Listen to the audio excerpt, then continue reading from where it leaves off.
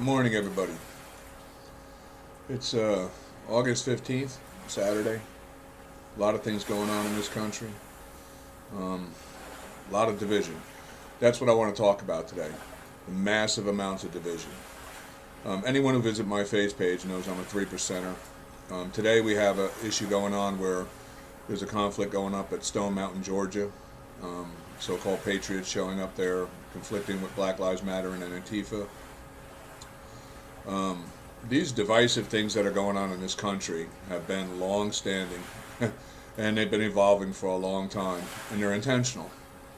I remember when I was a younger kid, today's Antifa and what you see as Black Lives Matter when I was younger would have been 5%er Nation of Islam, black gangs, and Nazi skinhead racist white gangs.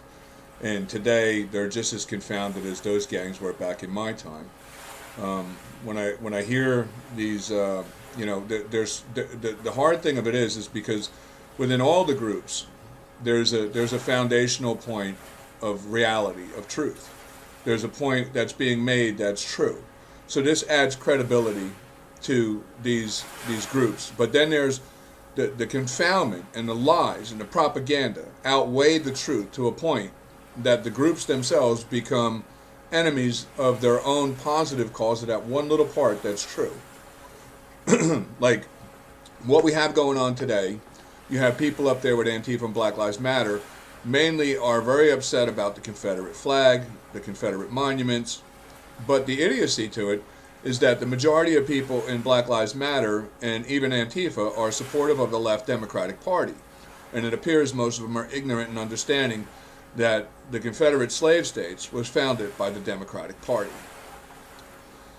It's just amazing, it's amazing. But and then too, on the other side, you have like I'm a 3%er, and in 3%er groups right now we're facing an issue because we got people showing up with the Confederate flag, and as 3%ers, we really don't respect that flag whatsoever or want to see that flag in this country. We understand it's a part of history. We understand that. We want to make sure history is known about. But there, as a 3%er, I don't feel any respect should be shown to the Confederate flag. It represents nothing of the United States of America. And I think that's what we need to talk about. We need to start at the very beginning, and that's what I'm going to try and do here. I want to do a video, and it's going to take time. It may take 2 videos. I don't know. But, I'm going to say to anybody what I'm about to do and what I'm about to show you. What I would do is ask you if you're a true American, you understand and have read the Constitution and you know what it's about. You read the Declaration of Independence and you know what it's about. And you have a pretty fairly grounded understanding of the morals, values, and principles of the founding of this country and what we represent and stand for. And you're honored to be that American. If you're a true Republic American, then I would advise you pay close attention, do your research on what I'm about to show and what I'm about to say, and accept and face the truth when you see it. And understand that, what is happening today in this divisiveness is an actual plan of the enemies within who are dividing us and have been dividing us since this country was established. But what I want to do is, real quick, we're going to look at a video of what took place during the time this morning going on out there in Stone Mountain, just to get an idea of what exactly is going on. Let's take a look at this video and see it.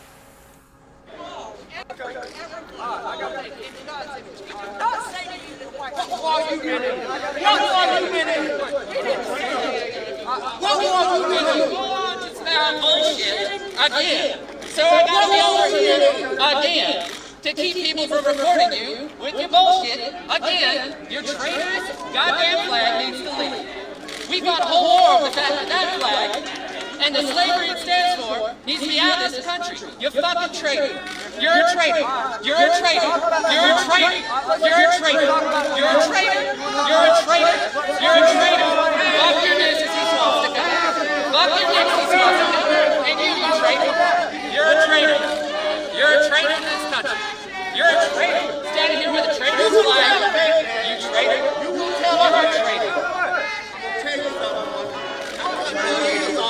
You got hell in your head. And you know what? You just expose yourself. Because you cannot never walk the street and run into a Vietnam vet and say, all of them see you. Hey, no, you ain't talking, traitor. No, you're going to listen to a veteran, traitor. You're going to This is another section that was going on there. Notice what this guy's wearing around his neck. And notice that this is the primary focus of everyone's attention.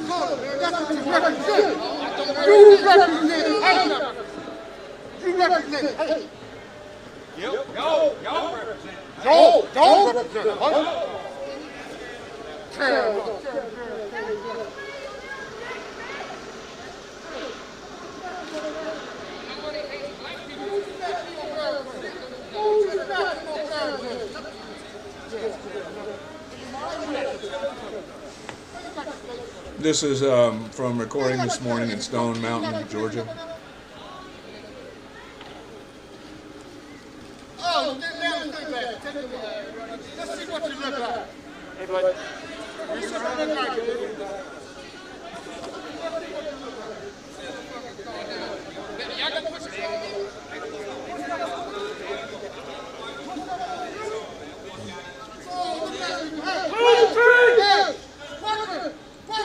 Who's street? Our street. Who's street? Our street. Who's street? Our street. Who's street? Our street. Who's street? Our street. Who's street? Our street. Who's street? Our street. Who's street? Our street. Who's street? Our street. Who's street? Our street.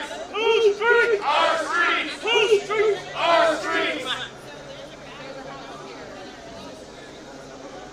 Our street.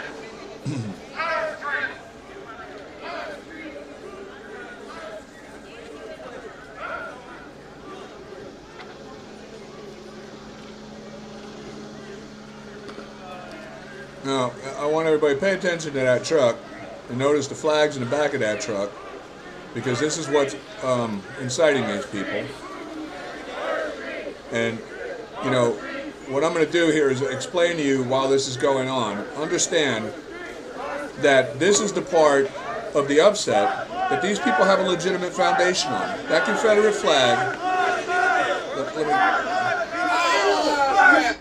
that Confederate flag does not represent anything within the United States of America. And they're right. It represents a treasonous party in this nation that caused a civil war, fighting to try and keep slavery. And we're going to get to that. To understand where this all branches out from, and I'd like to say to every true Southern American that thinks that the Confederate flag represents your true Southern pride, let me tell you something. That's a lie. It doesn't. And what it is there's a confoundment that's been long-standing in propaganda going on in this country with an enemy that's been within since this country was founded. And what we're going to do is we're going to start off in brief. I just want to touch on some things. This is all going to be related at Black Americans, white Americans together, because the key and the thing I hope to accomplish is understand one thing. 3%ers are inclusive of all people as Americans. There is no racism in the 3%ers. The 3%ers should not be supporting anything with the Confederate flag or the Confederacy. And hopefully by the end of this video, you'll understand why. And if you're a true Southern American, hopefully you'll understand too why you as a true Southern Republic American have no place honoring that flag or the people behind that flag. And you more than likely are ignorant and don't even understand who the people were and what that flag represents. But we're going to find out what that represents. But real quick, I want to touch on base with some things here, because we have what's called like a thing in this country is an inferiority complex. Now, an inferiority complex, in my understanding and study, and I understand, listen, one thing too I want to put out. A lot of people say I'm a Mr. Know-It-All and this, that. Let me tell you something. I spent a lot of my life trying to understand the truth of things. That's all I care about is the truth. It's not that I know a lot, it's just I know a lot of the truth, because I spent a lot of my life searching for the truth. And that's all I care about is the truth. Now, if you don't like me, you don't like me. There's nothing I can do about that. If you think I'm a know-it-all and you want to have arguments with me about it, call me names for it, whatever, that I don't really care. Okay? Because your argument's not with me, it's with the truth I'm telling you. Because like I say to anybody, if you don't agree with me, if you can go out and you can find facts to dispute and prove me wrong, do it. Let me know about it. I'm here. Let's talk about it. But I would ask you this. If what I'm saying to you, when you do your research and you see it's the truth, be humble. Pray to God for some kind of humble ability to face that truth and accept it. And understand in that, like with the Southern pride thing, with the flag, if what I'm about to show you awakens you, have the inner courage to accept where you're wrong. I'm not saying that I'm not trying to tell you I'm Mr. Perfect and I'm right. I've been wrong many times in my life. And in my own study of many things, I've made many mistakes. But it was in the constant search of truth that I would eventually even correct my own mistakes. I've been wrong many, many times. I'm not saying I'm perfect, okay? But I'm saying that when I was wrong and the truth was presented to me, I was humble enough, American enough, and strong enough, and had the courage enough to face that I was wrong and admit it and accept the truth. And that's what I'm asking of everyone, because that's what an American is. When we can see the truth on our foundation of what this nation was founded upon, was that we understood that the laws of nature and nature's God are what govern. And they're self-evident. They're self-evident in the truth. And God is the God of truth. And when we can accept and face that truth and live on a moral value of principles in line with nature's laws of the self-evident truth, we can live in peace. We can live in harmony. We can live as one people, unified. Because this nation has points in history where that existed too. And we're going to talk about these things. And hopefully, like I say, by the end of this video, maybe we can find a way to kill the inferiority complex that black Americans have, because that was it's a propaganda created inferiority with black Americans. They feel inferior because it seems that slavery is predominantly all about them. And it seems they're not aware because the education system honestly has been hijacked. And education has been in this country being propagated out to be that of just a white supremacy kind of platform that creates this inferiority, which creates anger and hate in this community and keeps us very divided. So let's just, I'm going to indulge, like I say, I can't cover in vast detail everything, because we're talking like a period of hundreds of years here. But I'm going to try to do it best I can to give you the breadcrumbs to go in yourself. And I expect of everyone, that really cares, take the time to research. You have the internet at your fingertips. Most of what I'm telling you, I learned hard copy, hard book. I had to read in libraries for hours upon hours. You have the internet on your fingertips, and there's a lot of lies out there and propaganda. But if you spend the time and you look for the truth, and you have good common sense, you can find that truth. And when you do, face it. I'll share with you all an epiphany. I share with a lot of people, and I tell them that God has given me, in my understanding of searching for these things. God tells me you will always be able to prove a lie to be a lie with the truth. But you can never prove the known truth to be a lie with a lie, because the truth will always reveal the lie. So apply those principles to all your research and look for the truth. Now, I want to talk about, first off, with slavery in the world. Slavery goes back tens of thousands of years in this world, and it really, it's not a racial issue. Black slaves, white slaves, people didn't really care what color you were. The whole thing of slavery starts off with dominance and power. If you had a ruler or a king or a tribal leader who had a big army and they were very strong and you could not fight them off and they wanted to enslave you, you were going to be slaves no matter what your color was. This is what we see throughout world history that dates back, to 13,000 years, where we see slavery starting to begin. But when it comes down to the point of where America is, what we're going to do is we're going to jump ahead, because there's a lot of it to it. Understand, prior to America, the world was pretty much a barbaric place of totalitarian dictators, rulers, kings, elitists, and self-proclaimed demigods, okay? And slavery was pretty much all over the world. But black slavery actually didn't take off until around early 600 AD. And black slavery starts when the Islamic Muslims invaded North Africa. And the Muslims enslaved the black Africans. Now, mind you, this is like 1,200 years before America even existed on the earth that the black slave trade started. And it was the Arabian Muslims who started. And it wasn't just because of black people. It wasn't only black people. Mind you, prior to them invading North Africa and enslaving the black Africans, the majority of their slaves that they dealt in were white Christian slaves. They enslaved white Christian women as sex slaves and men as labor slaves and servant slaves, and sold them around the world. So understand that before black African slavery started, there was white slavery. that we were the predominant majority of slaves prior to the African nation getting invaded by Islam and black slaves coming into the slave trade. Following that, we're going to jump ahead now. When we first find, like we know the story of Columbus, I've gone over this in other videos, and America was founded. Understand, during those times we were under British rule, okay? And the majority of black African slaves, now in the new continents developing in America, the new continent of America developing, there wasn't a lot of white slaves. There was a lot of indentured servants that were Irish and Scottish that were poor that came here, and they actually remained slaves. You know, people don't want to talk about it. They remained slaves because the people who were in control of the large farming districts where the slaves were mostly being shipped were known as the Tories. They were the king's men.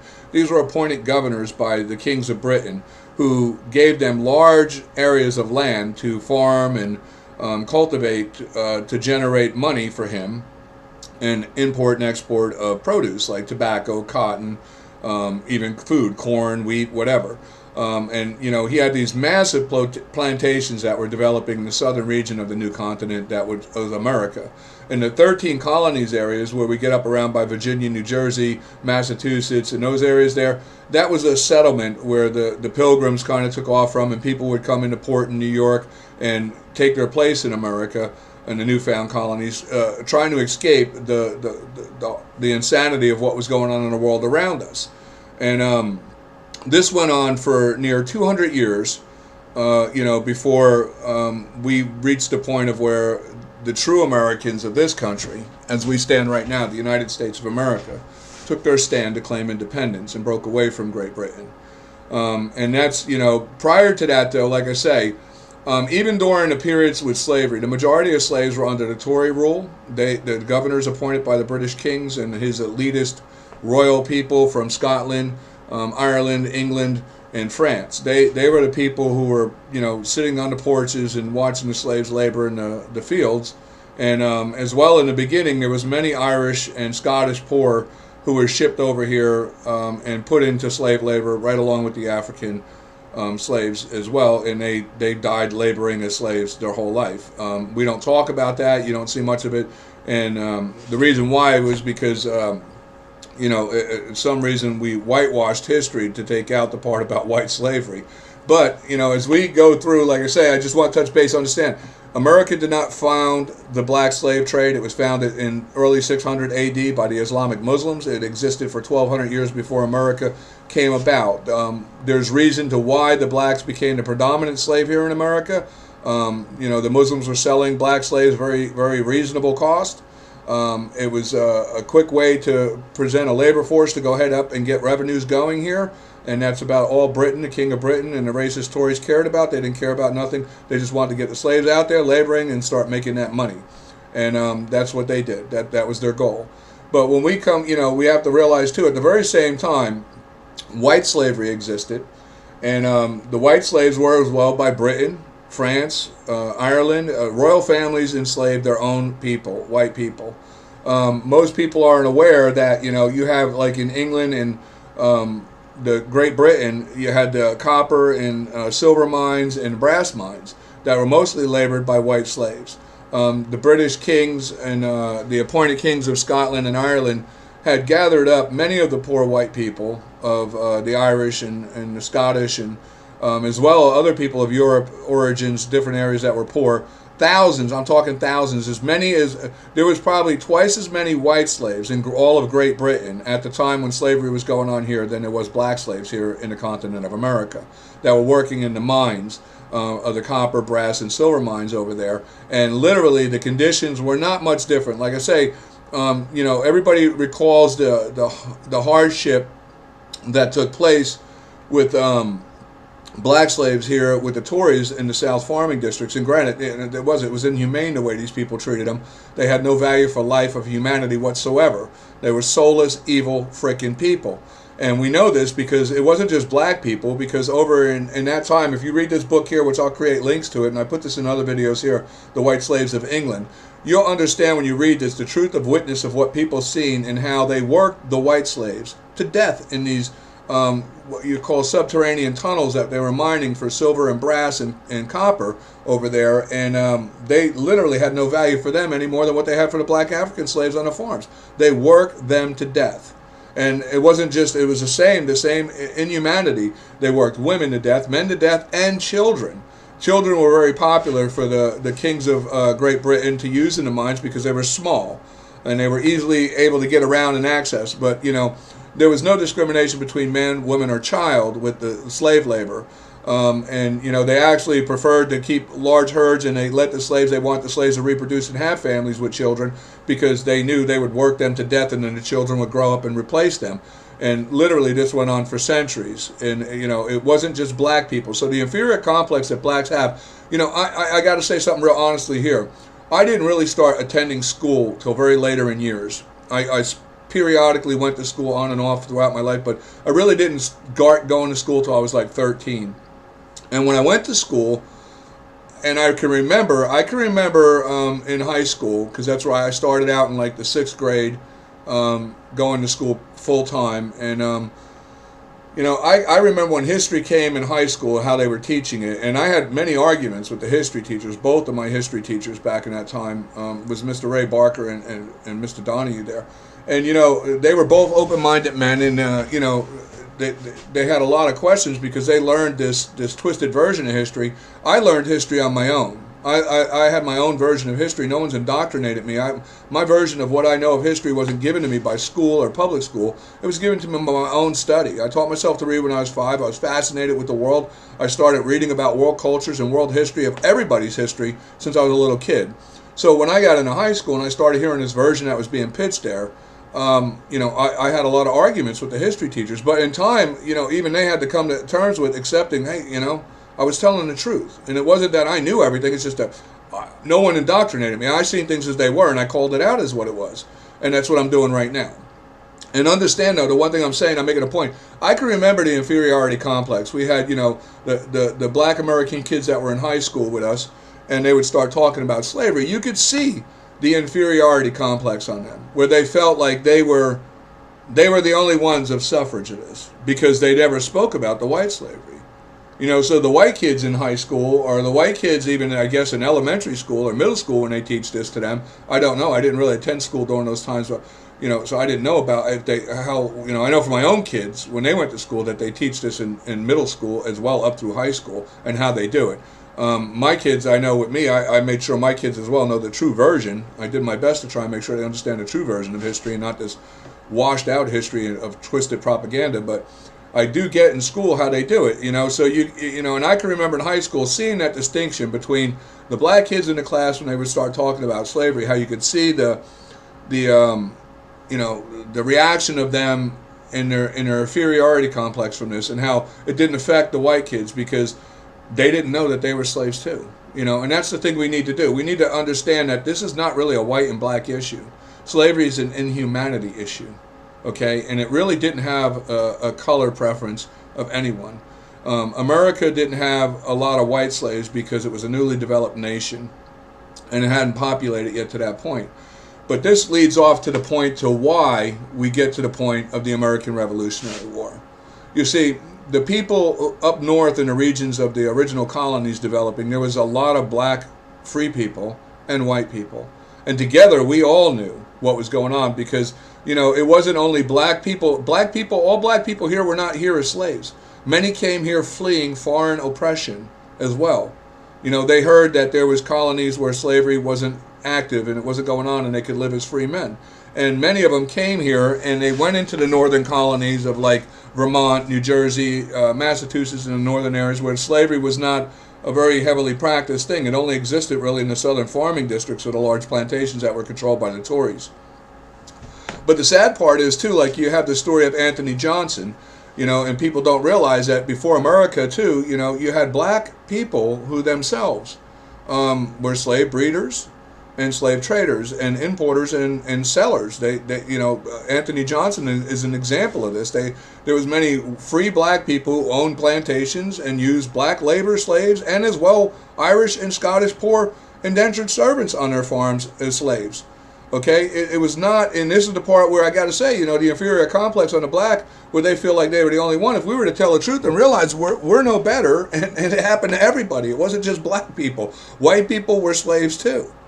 Okay, there was no discrimination between who was the truth of the matter was, if you were a nobody and you were poor, and you had no ability to fight, or nobody to come strong enough to take you back, you were going to be a slave if they wanted to enslave you, no matter what your color. That's just the way it was. Okay, and there's no reason for black Americans to feel inferior with this inferior complex of slavery, because I got news for you. In the world itself, because the population of humanity is, predominantly white or Caucasian, the majority of slaves in the world, well more, 5 times outnumbered that of black African slaves. You know, you just don't know this because you don't take the time to study history, or the history you learned has been propagated to make, like the white supremacy on that basis is true. The people behind the white supremacy, the whitewashing of history, the true racists, they try to make themselves out to be the elitists. They don't want people to know that white people have been slaves because it kind of takes their elitism away. It makes them equal to everybody. And in truth, and that's what's important, is the truth is that we are equal. We are all equal. You know, when we look and we ask ourselves, what is the difference between humanity? When you look at Chinese people with the slanted eyes and the yellowing skin, or you look at the Eskimos with the, you know, dark hair but yet bluish kind of skin to the true Eskimo, and then you look at the American Indian with the red skin, and you look at the Europeans with the, from pale white skin to, you know, color skin like me, kind of white as bronze, I don't know, what the hell ever. But, you know, and then you got people with different color hair and eyes and whatever. And, you know, all these things are related not as a curse to anybody. A black man is not black because it's a curse. A white man's not white because it's a curse. It's actually shameful that we would even use these things as a reason of division to hate each other, because they're a miracle of God. It's our ability to adapt. You know, today, with the world's technology that we have today, you would think today, and I understand why though, because when we look at the areas right now that we have most of the issues and division going on, they're deprived very much of a proper education. The education that's being taught to them is a propagated education of twisted history, and it has some truths to it to give foundation, but the majority of it's lies. And we need to get the truth out, and we need to make sure that everybody in America understands the truth. Because right now, these propagated lies in the agenda, it rests with that of the enemies within our own country seeking to destroy us, and as well the world's enemies around us, of which the majority of the world hates this country, and it hates the idea of America. It hates the theology of America, the concept of America. You see, because the majority of the world out and around us are totalitarian regimes, supreme leaders, rulers, demigods, idiocy of old ancient time. And they're mostly, for the majority, slave nations. People who are rulers of elite who have been in for generations upon generations, claiming themselves to be some kind of royal family or some kind of elite demigod. And these people feel that, you know, they're superior to everybody, and the common man should just be a slave that serves and labors and does what he does for the benefit of providing for them the prestigious life of a royal king or a demigod or an elite ruler or what have you. Now, America kind of throws a wrench in that whole concept, and it has since we've been established. And understand, we are one of the newest nations in the world. This is something we have to understand. We know of 13,000 years of written record history. And in that 13,000 years, there has been many nations rise and fall. But there are some of totalitarian regime, of just enslavement, cruelty, of inhumane existence that have been around for thousands of years. Okay, and what we have to come and face is the reality of we are the new kids on the block. We're only 244 years new in this world. And we don't know everything, but we could know everything. History is clear. It's there for us. And in America, you're free to learn that history. And if we learn the history, if we learn the truth of history, I'm a proud American. I love my country. I love this country. I love the founding principles of this country. I love the Declaration of Independence. I love that Constitution in this country. And I love the Republic. And the reason I love the Republic is because the Republic is the foundation of what established that Declaration of Independence. It's what established that Constitution.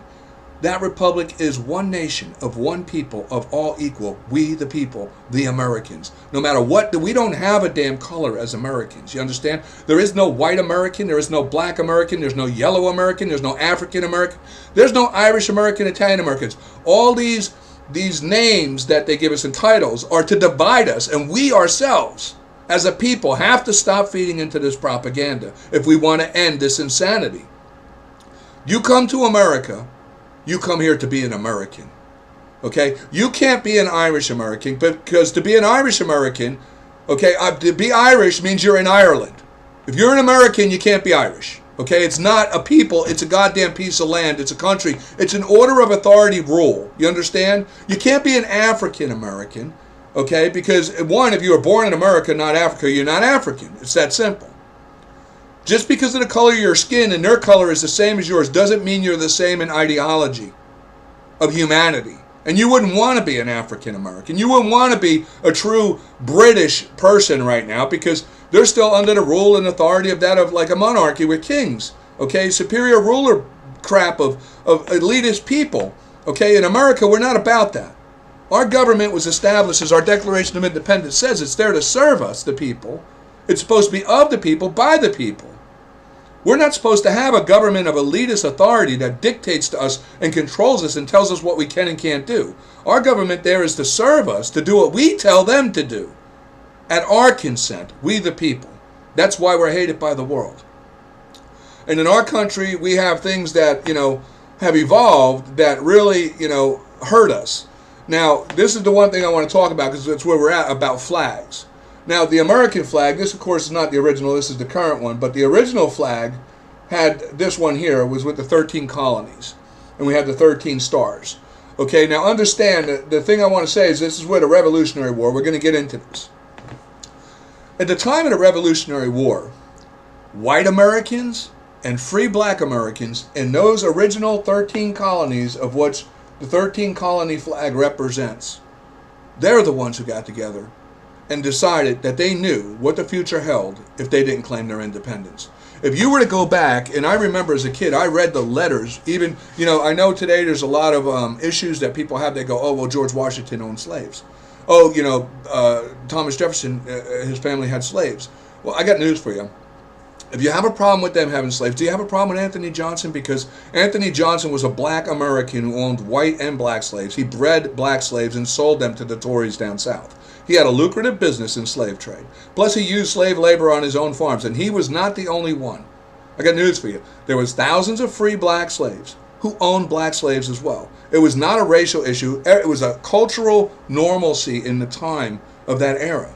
But it was a normalcy that the true founders of this country, as Americans, did not agree with. You see, we understood, like in our Declaration of Independence states that the laws of nature and nature's God are self-evident. You see, and that's what we have to focus at. And we have to understand that the United States, the Republic of the United States of America, is not Britain. Okay, we are the United States of America. We were founded 1777. So when you say 400 years of oppression, no, you're wrong. In America, there was 83 years of oppression.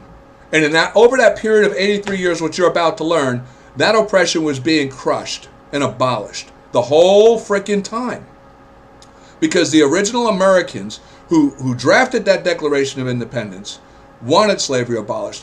When we look back at the drafter of the Constitution, there was paragraphs that had to be removed, and there's reason for that, or which we're going to get to, because had they charged Britain with the issue of slavery and making it known that they were going to abolish slavery, well, this would have brought in the Islamic Muslims as allied with Britain against us, because they were making huge money with the Tories in the South and Britain selling the black African slaves. Now, if we would have threatened that market from the get-go with the Declaration of Independence that we were planning on abolishing slavery, well, they would have pulled in a lot of allied nations who were making big money in African slaves. And we probably wouldn't have won the war, and we wouldn't be here today.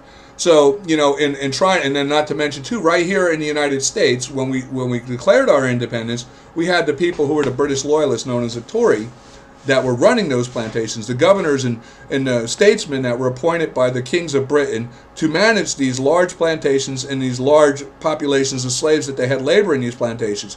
They started fighting us as we fought the British in the front door. The British loyalists of the Tories who were appointed by the king were fighting us in the Civil War right here in the colonies from the back door. And that war was ongoing. Had we had raised issue of this in the Declaration of Independence, it would have definitely caused further aggression, which may have cost us the war, and we would have never accomplished our independence in this nation. So paragraphs by Thomas Jefferson was removed out of there about where he charged Great Britain for the crimes of slavery and inhumanity of what they did for transporting a foreign people as slaves to this continent. Now understand, if you were to grasp this reality of truth and understand it, you would realize that, black people who owned slaves didn't agree with them, okay? There was black people who fought with the Tories and they were aware in Virginia that, it was the Patriots' intent to abolish slavery. They sided with the Tories because they ran big lucrative slave businesses, and they were black themselves. They were free blacks. They were making lucrative. They were living like kings, okay? And, that's what I'm saying. That gets washed out. Nobody talks about that in history, but it's truth. And if you take the time to research, you're going to find it wasn't about white and black. It was about wealth, prestige, and status. If you were poor and nobody, there was a good chance, no matter what your color, you could be enslaved. That's just the way it was in those times. And so, like I say, when we get to that point there and we look here, like here I have a thing, you know, we can go over this, the Loyalist. Now, the British Loyalist, I want to just touch on. I'm going off memory here, and I got things up to try and reference. I'll put links to this so everybody can do their own research. But in my understanding and study of things, I understood what happened. Now, after the Revolutionary War, the Loyalists, who were the British Tory, there was many, they try to whitewash out history. I hate to even say whitewash. They just tried to wash history. We'll just put it that way. They tried to wash history to cover up the truth about the Tories, and they say that many of the Tories fled to Canada or back to Britain and England. Well, in truth, no, they didn't. A large population did that were ran out from the 13 original colonies by the people because they knew there were no good scumbag, racist slave wanting. They wanted slavery, and they were elitist that thought they were better than everybody. And, most of the colonists, true common Americans, were sick of these people because they would walk the streets like they were, what you call a snob. They looked down on everybody. And, yeah, they fled the country and went back to England and Britain, and they ran to Canada. But the majority of the appointed Tory governors of the southern plantations, they remained. And there was civil conflict between them and the true American patriots that went on for, decades after the Revolutionary War. But when we get up around the point of, we had, where we start to, we drafted our Constitution in 1789. And, we had the, like I say, it's another thing I'll put up for the Tories so people can learn about this. But when we were coming up to 1789, where we were getting our Constitution, mind you too, because a lot of people, I just want to put this out there, a lot of people think slavery started to be abolished with the Civil War in 1861, and don't realize that the original 13 colonies started to abolish slavery from the door after winning the war. Matter of fact, if you look this up, you'll find it's the truth. The first state to abolish slavery was the state of Vermont in 1777. They were followed by the state of New York, Pennsylvania, New Jersey, and this was how we had the progression of free states and slave states. Take the time to understand the truth of history and understand since the founding of this country up north after the Revolutionary War, many black Americans who were coming here, were not slaves. They were people who were fleeing slavery and oppression from the Muslims and Britain and China, who was, as well buying many black slaves. And over there, like in Britain, had the right to, if a slave was on a ship that came in and he could escape, and, by the time that ship had to leave, they couldn't find him, well, they left him. And then he could go and he could start his life here as a free man. Not every black who was in America was a slave. There was hundreds of thousands of free slaves by the time of the Civil War in the northern colonies. And granted, there was hundreds of thousands of slaves. We get it in the South. But also, too, what you got to understand is there was hundreds of thousands of white slaves still in Britain, too, working the mines. Okay? It wasn't just a black issue. It was white and black. Like I said, if you were poor and you had nobody backing you or cared about you that had the strength and the might to save you, and you were grabbed up to be a slave, you were going to be a slave. Color had nothing really to do with it. The only thing was that the king himself purchased mostly black slaves and shipped them to America to work the plantations because they were economically cost effective. Because the Muslims themselves, which is another video, were very racist, and they felt white people were more valuable, the Islamic Muslims. So a white slave cost twice as much as a black slave. And this is the God's honest truth. So you could get 2 slaves, black African slaves, for the cost of 1 white slave. And being they only needed them for labor, it was more economical for the king. He could get double the labor for the same cost of what, he'd only get half the labor buying white slaves. So he chose that at economical reasons to save money, and to get bigger labor forces. And this is the God's honest truth. It wasn't because they were black. It was just because the Muslims sold black slaves cheaper than white slaves. And, it's no different than like today. If you go into Kmart or Walmart and there's 2 radios, they're identical. One's on sale for $19, the other one's $29. What are you going to buy? You're going to buy the $19 one. It's the same goddamn radio, right? And that's the way they looked at labor. They figured that a white man or black man is going to do the same amount of labor. If we can get 2 men to do for the same cost, we get twice the labor for the same cost. It's just economics. It wasn't black or white. It was economics, And we have to understand this truth so we can take away the inferior complex that the black American has. Here I'm going to include this link here. It talks about in Vermont, how in July 2nd, 1777, Vermont became the first colony to abolish slavery. Most people seem to not be aware of that. And like I say, and that's because in the Declaration of Independence, we claim all men are created equal. Okay, and endowed by their Creator with certain inalienable rights, that among these are life, liberty, and the pursuit of happiness. Okay, now, if that's true, and what's true from the very beginning of this nation founding, abolishing slavery was an issue that started right here with Vermont in 1777. This issue of Vermont doing this on July 2nd, 1777, started off a big civil inward fighting, again, with the Tories. Because the Tories, this is what you got to understand. The Tories, by this point here, where we get up to where we won the war and things are starting to establish, the Tories that were the governors in the South had claimed those plantations as their own land. And with it, they claimed the slaves as their property. Now, we had no actual form of government yet. We had no form of law yet. We just had a principle, idea, or concept off our Declaration of Independence, knowing what we wanted. And we knew slavery being abolished was a primary issue. Okay, and now that we had beaten Britain, we had to contend now with the Tories. And I got an article here, what happened to the British Loyalists after the Revolutionary War. Well, what happened with them was they became the biggest landowners in this country because they claimed all those plantations they formerly managed for King George III down in the southern districts of the farming areas as their own. So it was like they went from being servants of the king to wealthy, free people with massive amounts of land. And they owned a majority of slaves. So, of course, they didn't want to give up slavery because now they could do what they were doing for the king for all themselves and keep all the money for themselves. So, of course, they were against it. And back then, too, another thing people got to understand, when we were trying to communicate with them and get across to them what we were trying to do, if you had somebody like Thomas Jefferson wanted to read something and say, hey, look, this is our concept, what we're doing, this is how we're building America. He wrote this down in a letter and gave it to a guy on a horse. That guy rode for 4 or 5 months down to, the southern area of Georgia and met with one of the head Tories and said to him, hey, this is what's going on, here's a letter. And then that guy read the letter and talked with his other Tory people, and they were like, screw them, we're not going to give up slavery, we're not abolishing. They wrote a nasty letter, gave it to the guy on a horse. 8, 9 months. If it was winter time, sometimes it could take 1.5 years. And you'll know this. If you go back in the federal archives and you read the actual letters, this is where you get a true picture of the truth. I read those letters as a kid. I grew up in New Jersey. And I remember my Aunt Fran took me, my sister, and my brothers to Washington, D.C. And I was a young kid. And then after that, I realized, wow, I could go to Washington, D.C. And I knew all this stuff that was there. Prior to that, I used to spend a lot of my time up in New York City in the libraries and the museums and things in New York. It was great. But Washington was even greater because it had federal archives. And you could go in there and actually, on a microfilm, pull up and read all the original letters that took place.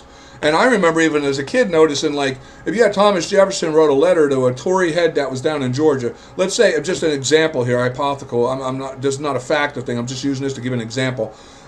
Let's say he wrote it in June of 1778, right? The return letter, where you're looking through the archives, you're trying to find a return letter.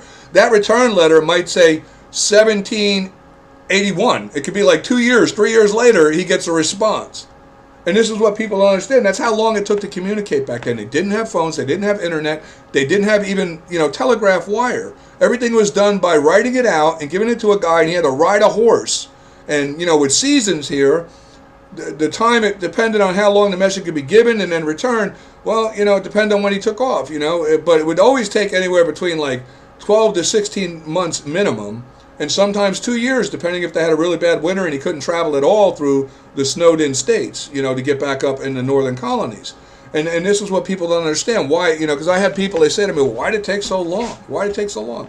When it takes 2 years to get an answer to a question, it could take a long time to get an issue resolved. That's just the reality of what it took. And it didn't take long. During the time of when this was going on, like I say, so let's get back to this. You had the British Loyalists and the Tories. They wound up owning the biggest plantation land in this country, the farming district, and they were the majority of slaveholders. Now, civil conflict existed between them, and like here you got this picture you see down right up here. Put it this way, I don't know where my hand is going. Right up there. There's a picture that has they show the Tory being tarred and feathered. This is what the Patriot Americans of the true America Constitution, United States, did to these people, because they were British loyalists. They were treasonous enemies within. They would not. They respect. Well, after in 1789, when we developed our Constitution, which I think I'm going to progress forward to, the day the Constitution was ratified, 1788. Okay. They would not, the Tory British loyalists were not going to adhere to the Constitution. They were fighting as what they call they had their own fascist kind of party that was developing for state rights. Okay, and they were, you know, pushing a bunch of propaganda that the federalized government was going to be no different than, you know, a king, and that, you know, they even rumored that George Washington was trying to be a king, you know, and anything they could to try and keep their position where they maintain control over the states where they populated, in which they populated most of the southern district areas. But during this time in the northern colonies, like I said, Vermont abolished slavery 1777, was followed in pursuit by Pennsylvania, Connecticut, Massachusetts, all the northern colonies. They were abolishing slavery, and it was slowly progressing south. And there was civil conflict that went on. Literally tens of thousands of patriots have been killed by the British loyalist Tories, and tens of thousands of the British loyalist Tories in the southern areas were killed by Patriot Americans. This civil conflict went on for the first 49 years aggressively in this country.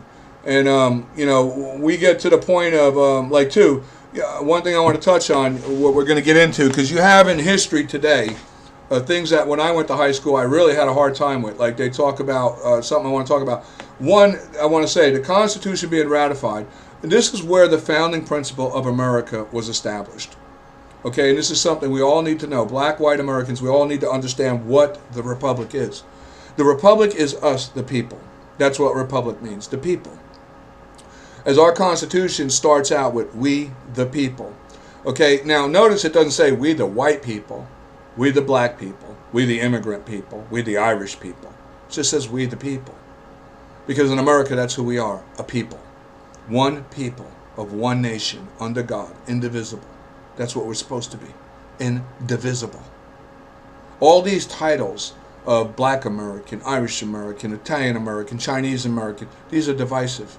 These are divisive, and the reason why they're divisive is because they create minority groups. You see, and the Democrats are a majority rule party. Now that gives them a great benefit, and that's why they're so dominant in the world the way they are, because this is what they do within all countries. You know, you go down to the smallest little government organizations, the smallest little kind of nations, like even the Islamic States, you got the Sunni and the Shiite. Okay, there's always a division under this democracy establishment, because the democracy establishment of elitist rulers are the majority as long as they can keep the populace divided as being minorities. Try to understand this reality. If you look at history and you understand the principle of the concept of the governing of democracies, this is the most important thing you can recognize to understand why the world never resolves its problems, or why those of a certain oppressed people of a minority can never be heard. Because the majority of a democracy is the government. And as long as that government maintains its majority status of position, because the democracy under a democratic party is a majority rule, as long as they can keep the populace divided as minority groups, they stay the majority and their rule is law. Understand this. Okay? If you're a minority, you do not want to be in a democratic system, because a democratic system is a majority rule, which means the minority has no say. Common sense. I know for a fact many smart, like Candace Owens is a smart Black American woman. I love that girl. She's incredible. Okay? You got Terrence Williams. He's a great conservative Black American comedian guy. I love him because you know what? These are people who are Americans, and I don't even like to refer to them as black. They're just Americans. They're good people. They took the time to put aside the propaganda and the BS of all these freaking racist, no-good scumbags in this country, and they went out and they said, you know what? I'm valuable enough to myself to understand who the hell I am, and I'm going to go find out the truth to what applies to me. And they realized they're Americans, and that their color doesn't matter.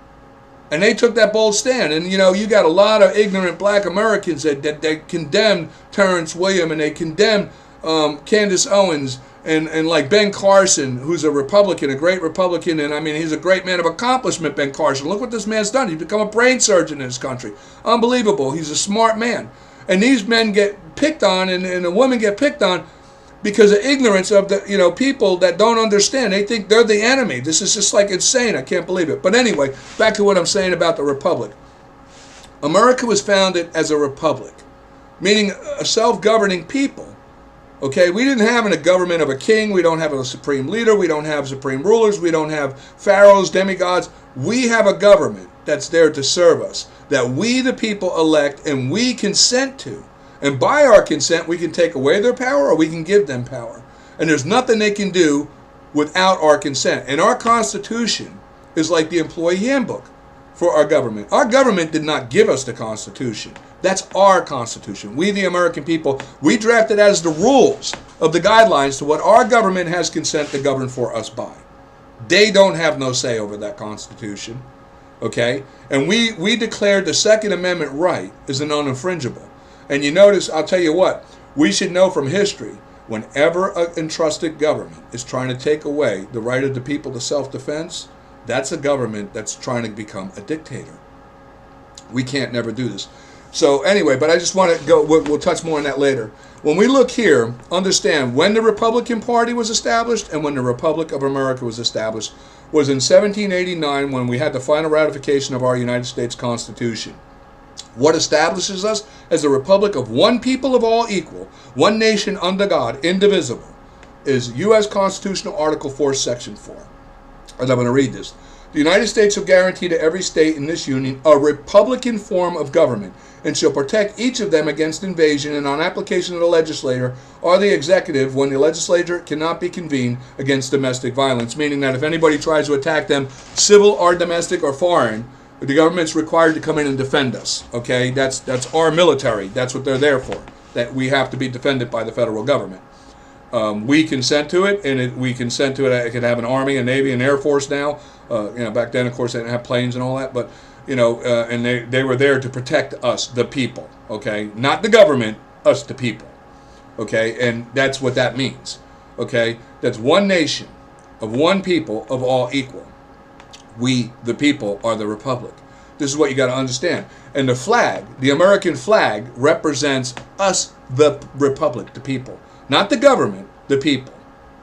Okay? We, the people, are the republic of these United States. One people, united, equal. Okay?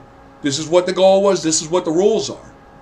If you search the Constitution or the Declaration of Independence, you will not find the word democratic or democracy mentioned anywhere in the Constitution or the Declaration of Independence. Because we knew, and our founding fathers knew, and the people who established this country under the Declaration of Independence and drafted that Constitution, even in spite of that, some of them were prior slave owners, or some of them knew of slavery and didn't do nothing about it with their families owning slaves. Okay? They had the humanity in them to see the inhumanity in the act itself. And they were humble enough to understand the error of their ways, correct those ways, and do the right thing. And set the course out to be done, where all men truly would be equal. And eventually all men and women. I mean, there was race. When we look at the issue of races with, against women, or I don't know what you call it, discriminated toward women, whatever, that's another long-standing for thousands of years issue. Men were the predominant, women had no place but secondary, the seen but not heard kind of situation, whatever it was, of ignorance that evolved over time in dominance, of superialism, I guess, is what you call it. Superialism is the enemy of everybody. But that's what it was. But eventually, now today, as we are in America, though we still have all these issues, we do have this long pool now standing of true equality as just humanity. Man, woman, white, black, doesn't matter. We're all equally entitled to the same rights, the same values, the same principles, the same protections. Okay? No matter what we are. Sex doesn't matter and color shouldn't matter. Okay? But when we look at the world and we look at what's going on in this country with the way they're trying to confound us and this divisiveness that's going on, this comes back from a long 13-year history of just total totalitarianism, superiority, and geniuses. This is the one thing I try to say to people. When I studied world history and culture, one thing I realized is the majority of these massive world rulers, like when we're talking about things like Babylon, this great big city of Babylon, who became almost the ruler of the world, or the Egyptians, they became rulers and massive rulers. And then you had like Alexander the Great, these rulers who are always trying to dominate and rule the world. And you have to understand that, like when we look at today, we have people like Tesla, Albert Einstein. These men were geniuses. Henry Ford was a genius. There's a lot of people who were geniuses. Thomas Jefferson himself, one of the founding fathers, we know was a genius, great inventor.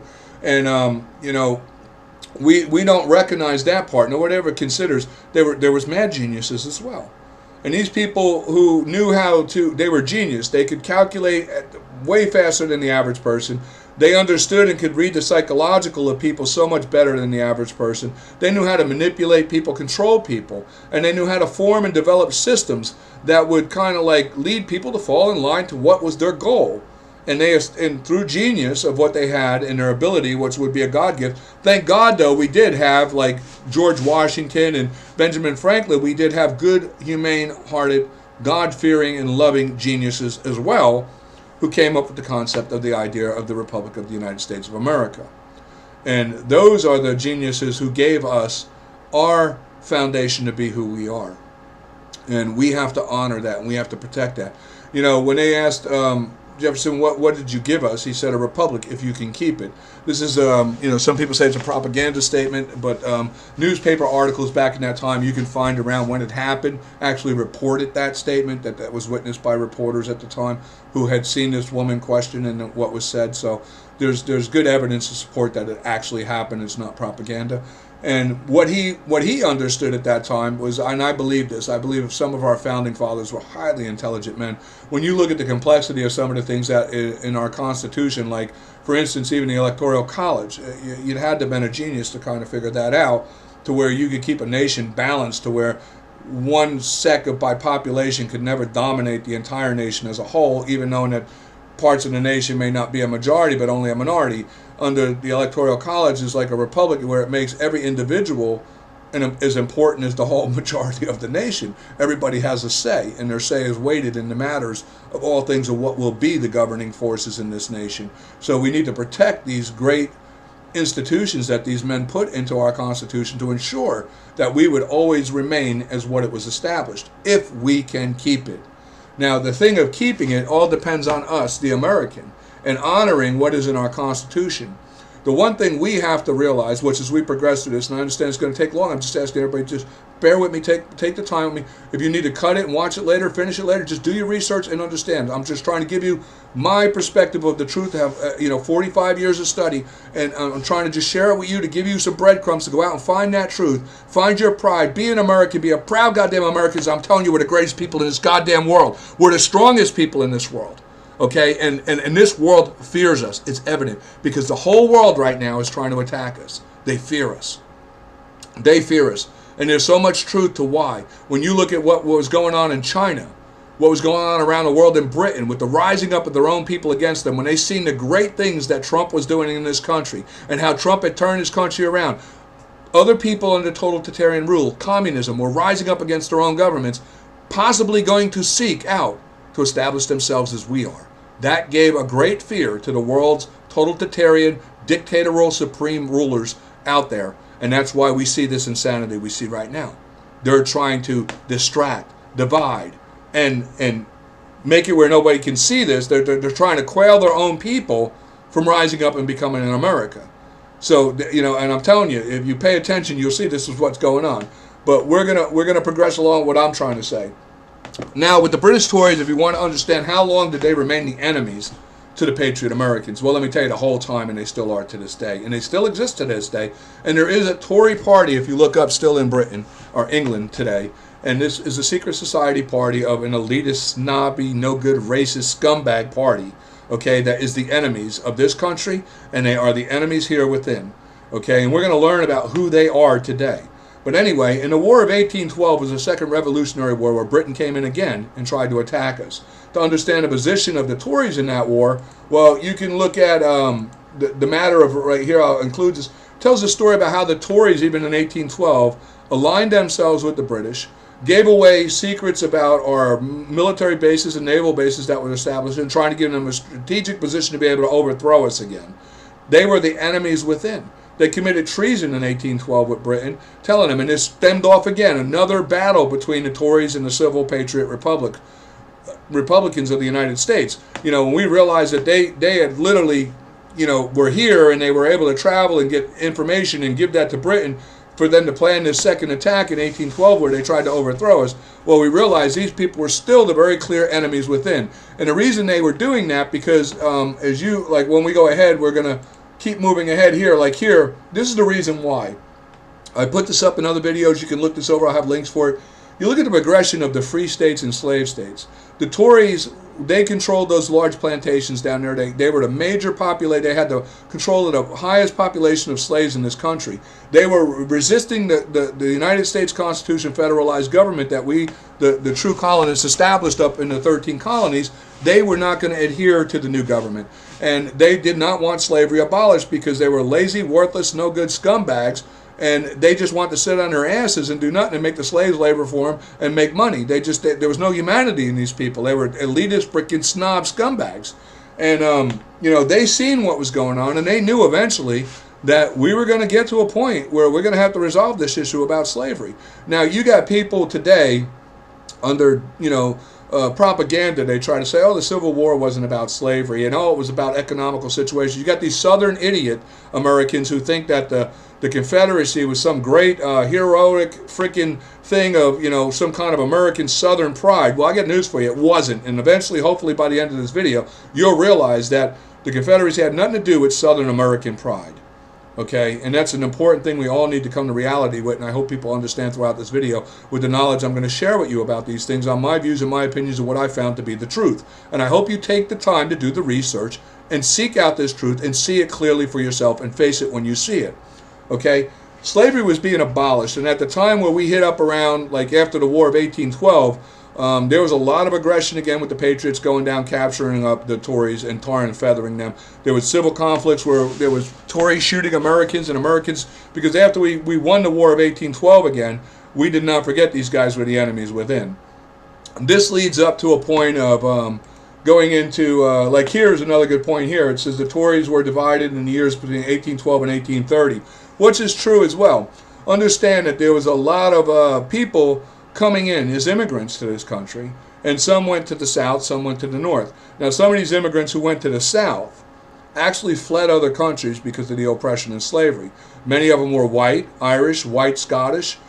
Just because the Tories were out of the elitist of the Royal Scottish and Irish doesn't mean that the Irish and the Scottish were bad people. The common Irish and Scottish themselves were being enslaved by the thousands over in Great Britain and put into the copper and brass mines and worked to death just as horrible as what the black African slaves were being worked here on the plantations in the United States. So the common people who could flee there and came here to get away from that same slavery. And they were not in agreement for slavery, but some of them settled in the South because, it was like a magnetic thing. They knew that the Scottish Tories were in the South, or the Irish Tories, and it kind of was like, well, they're Irish, I'm Irish. They thought that would be the place to go where they feel like community. Kind of like what we see when we look at the evolution of things that happen in this country as it evolved. You have, the little Irish communities in New York. You have little Italy in New York. You have all these little communities of the same people because they feel comfortable among their own, kind of. But that wouldn't have been necessary if America was just accepting of everybody and we had a rule that when you come here, you just be a freaking American. That's what we need to do. Okay, we need to stop having all this, everything is like wherever you can come here and say and do and be whatever you want to be. No, that's not really the truth. When you look at the Declaration of Independence, and this is something I want everybody to understand, that Declaration of Independence was a to the whole world statement of a letter that said, the hell with you all, we are going to do and establish our nation as we want, and we have the right to reject anybody in this world and their system of government or ideology that we feel does not fit our agenda of what we want as a free republic. If your ideology, if your foreign culture and values do not align with that of American culture and values, you don't belong here and we don't have to accept you. Read the damn Declaration of Independence, because that's what that Declaration of Independence is. It's a letter to everybody in the world to go, of yourself, we are not going to comply with you. We're going to make our nation what we want as Americans by our founding principles and values. And if you come here to honor those principles and values, or you pack your shit and you get out of here. Because I know that's what we need to do. We have a system of coming in, and what we need to do in the restructuring of our government right now is develop a system of throwing the hell out. We need to have a system where we can throw people back the hell out that come here. Okay, I'm sick of these freaking liberals with their, oh, let everything be, and oh, it's just going to be, you got to let everybody have a say. No, we don't. The Declaration of Independence did not say that we have to be it told everybody, you come here, you have to be accepting of our way of life, not the other way around. And if you liberals don't like America that way, you can pack your shit and leave too. Okay, you can go. And I think in the future, that's what we need. I'm going to work hard to develop an exiting strategy for people who don't agree with American principles and values and don't want to honor our Declaration of Independence and our Constitution. We will, the taxpayers, pay for a goddamn boat, plane, or whatever, bus ticket, train ticket, whatever you need to get the hell out of our country. Okay, we need to set up a process where a hearing can be set and somebody can sit down, state their principles and values, and when we realize their principles and values don't align with ours, we can say to them, okay, here's option 1 and option 2. Option 1 is you learn to respect, honor, obey, and adhere to the American principles and values of our Declaration of Independence and Constitution and order of law. Or B, here's your damn ticket, get the hell out. That's what we need in America, because that's the way it was founded to be. That's what our Declaration of Independence says. We are Americans. We are not the rest of this world. If you want socialism, what the hell are you doing here? There's socialist countries out there. Go to one. You want communism? There's communist countries out there. What the hell are you doing here? Go to one. But don't bring the shit here. We don't need it here. We don't want it here. We won't have it here. Understand? And if you want that, there's a whole bunch of countries out there in the world. Pack your shit and go.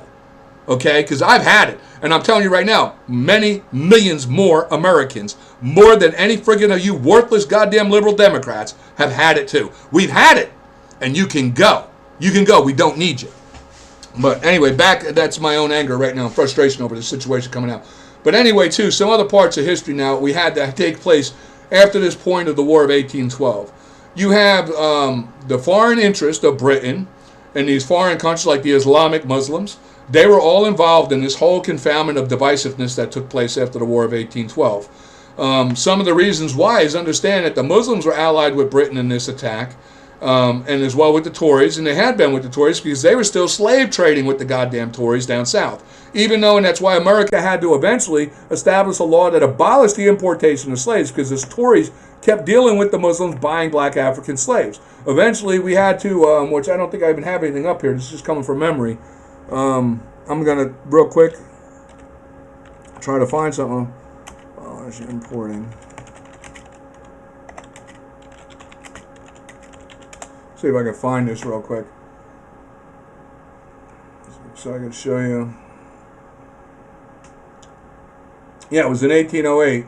Took effect in we abolished the importation of any slaves into this country because the Tories kept working with the Muslims and having slaves brought in. Now, mind you, too, another thing people got to understand, we did not own the whole country yet either. The 13 colonies was a small section that was in the area of, where, like I say, up here, if you can see on the map, my little mouse, it was just up in this area. Now, if you go back to the original parts here, like here, look here, this map here, the second one down, right here, you can see the progression of how we grew and our territory grew. We were not a whole big nation of the whole United States yet in the beginning. And, Florida, actually, we didn't even own Florida. Florida was still owned by Spain during the time of the Revolutionary War and even all the way up to the Civil War. Florida was owned by Spain. It wasn't even a part yet of the United States. So, people, I don't think a lot of people are aware of these things, or they really didn't pay attention if they taught this in school.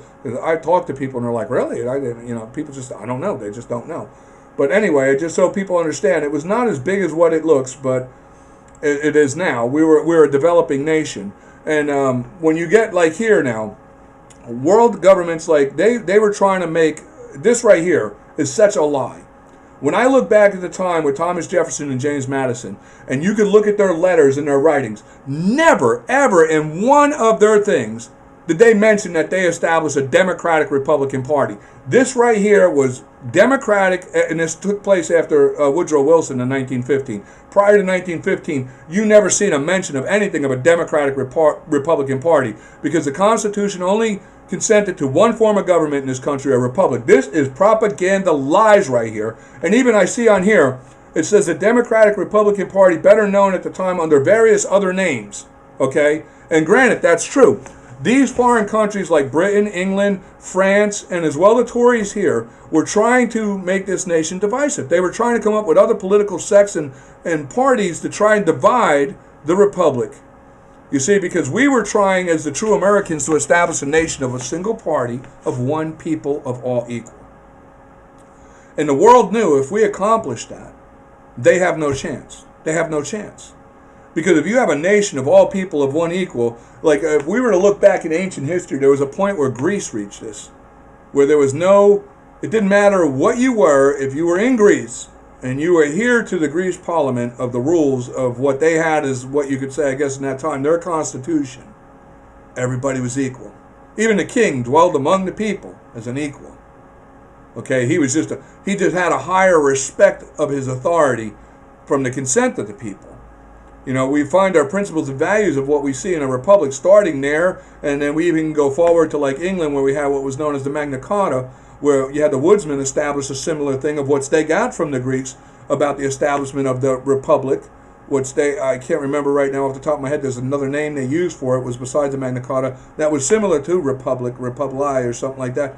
They had a name that they called it, was representative of the people, which is, if you look at our Constitution itself, like I say, is off the foundations of the Magna Carta, which was the rights, like the first Bill of Rights ever for humanity to endow with themselves on by the order of nature's God.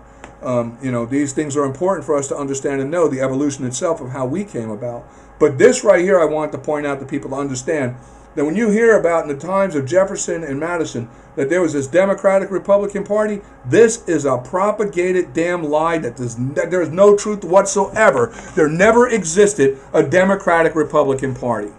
There never existed. There was various different sector parties that they tried to develop to create a divisiveness in this country, where they would go around the Tories and try to find groups and communities and towns and sway them to agree with them. And then they would say, you know, oh, well, we're going to have this Whig party, or we're going to have this kind of party, or, you know, we're conservatives together. And what they would do is they would go in and find things like, this is no joke. If you read in history, you'll find out the Tories would actually break up into little groups, and they would go off on their horses in the towns that were outside that were developing like free territories in the new areas, and they would meet up in the local bars with people, and they would sit around and listen to what the people talked about and what they heard. Then they would kind of come in the next day, like shysters, in a wagon with, you know, their little propaganda set up, and they would have the ideology of what they heard people saying they wanted in that community, entangled with that of what they wanted with slavery. So in a way, like they would bait you in with, we agree with you on this, we need you to agree with us on this. You know, and that's how it kind of was like they would go around with this propaganda. And they would try to establish different party names for people in different communities that had different ways of agreement to whatever way they could get to have slavery. They didn't care really what the people's ideologies or values were outside of that. They agreed with whatever the ideology values were they want, just as long as they could say, hey, we agree with you on that. Now come on, agree with us. And this is how it went on. When you look at history, there's literally decades of this kind of freaking propaganda going on with these Tories. Now, the thing about it is, too, when we look at this, this goes from a period, they say, with them up to 1825 where it dissolved. And that's an important point to understand, because the reason it dissolved in 1825 was because something new evolved in 1826, the Democratic Party. And I believe I might have that up in here. Okay, and this guy, too, this guy was a guy who comes later on, but he was a guy, Sir Robert Peel was a Tory who wound up a lot of influence here on leading them. He was a very smart man. He told them how to organize government. He gave them a lot, you know, because these guys, too, they weren't too bright. And like I say, there's always an evil genius. And this guy was one of those evil geniuses, gave them the foundation and principles of how to go establish all these political parties and create the divisiveness in this country. When we go ahead and we move ahead, like here, it was 1828, they say here. But the truth is, the Democratic Party started to be founded in 1826. Now, today, they associate, like I was showing you back here, they try to say the Democratic Republic, that didn't exist. The Republican Party was founded, when we go back here and we look at, I'm just trying to find here what I'm looking for to make my point.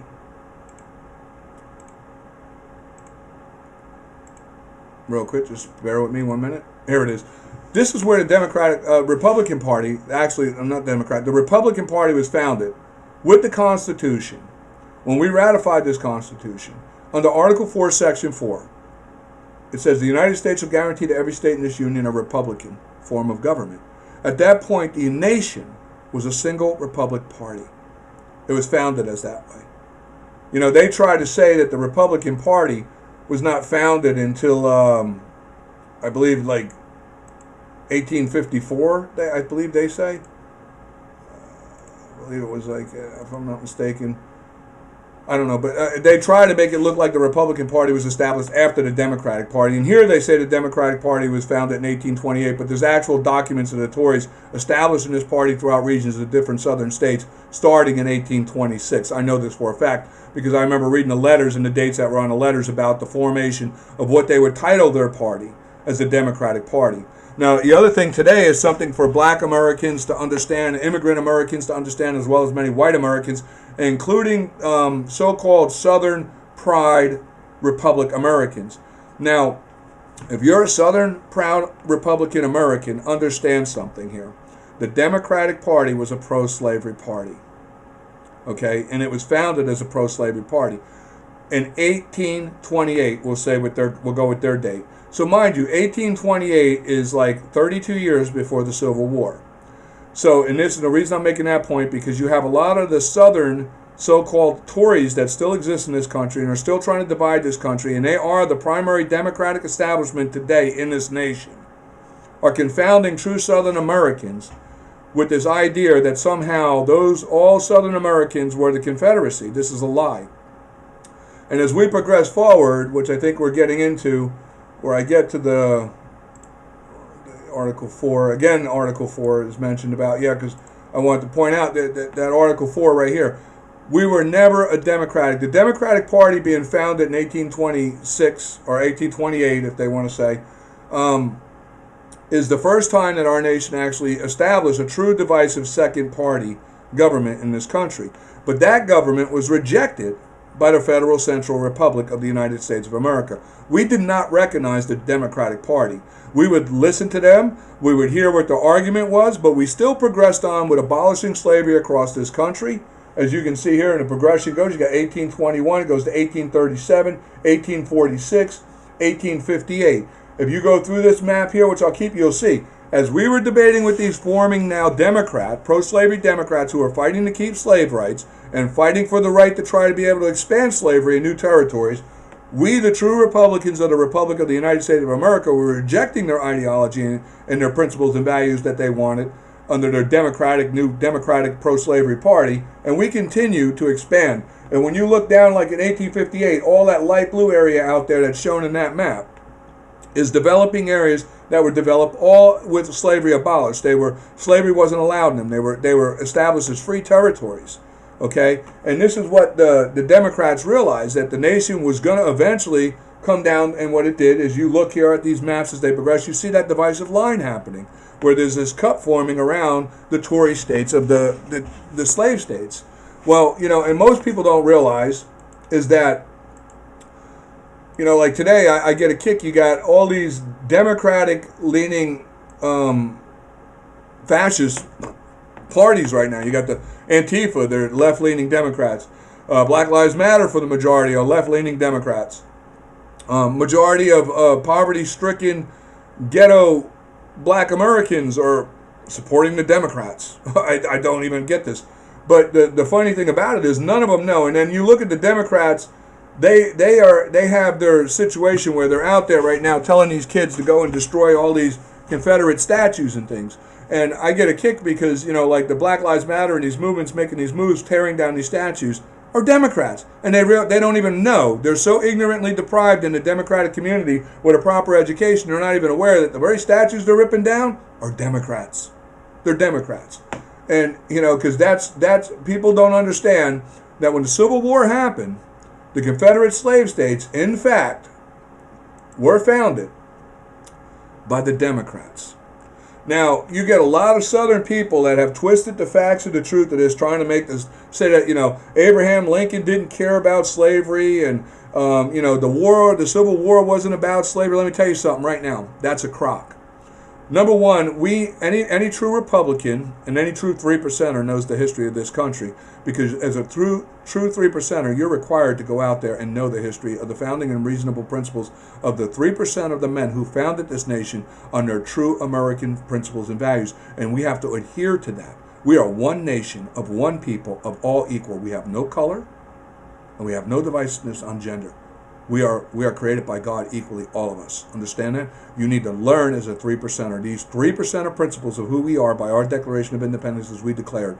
And we need to stand strong as a unified nation to ensure that those principles are adhered to in our United States Constitution. This is our damn country. This is not the Democrats' country. This is not the world's totalitarian dictators' country. This is not the Muslims' country. This is not the supreme leaders or the kings of goddamn England's country or the Queen of England. This is our country. This is America. We don't have elitism. We have a people. We have one people of all equal. We are Americans, and that's all we are. And this is what you need. If you're going to claim to be a 3%er, you need to face this truth. Know your Declaration of Independence. Know your Constitution. Know your values and your principles. Know your place as an American.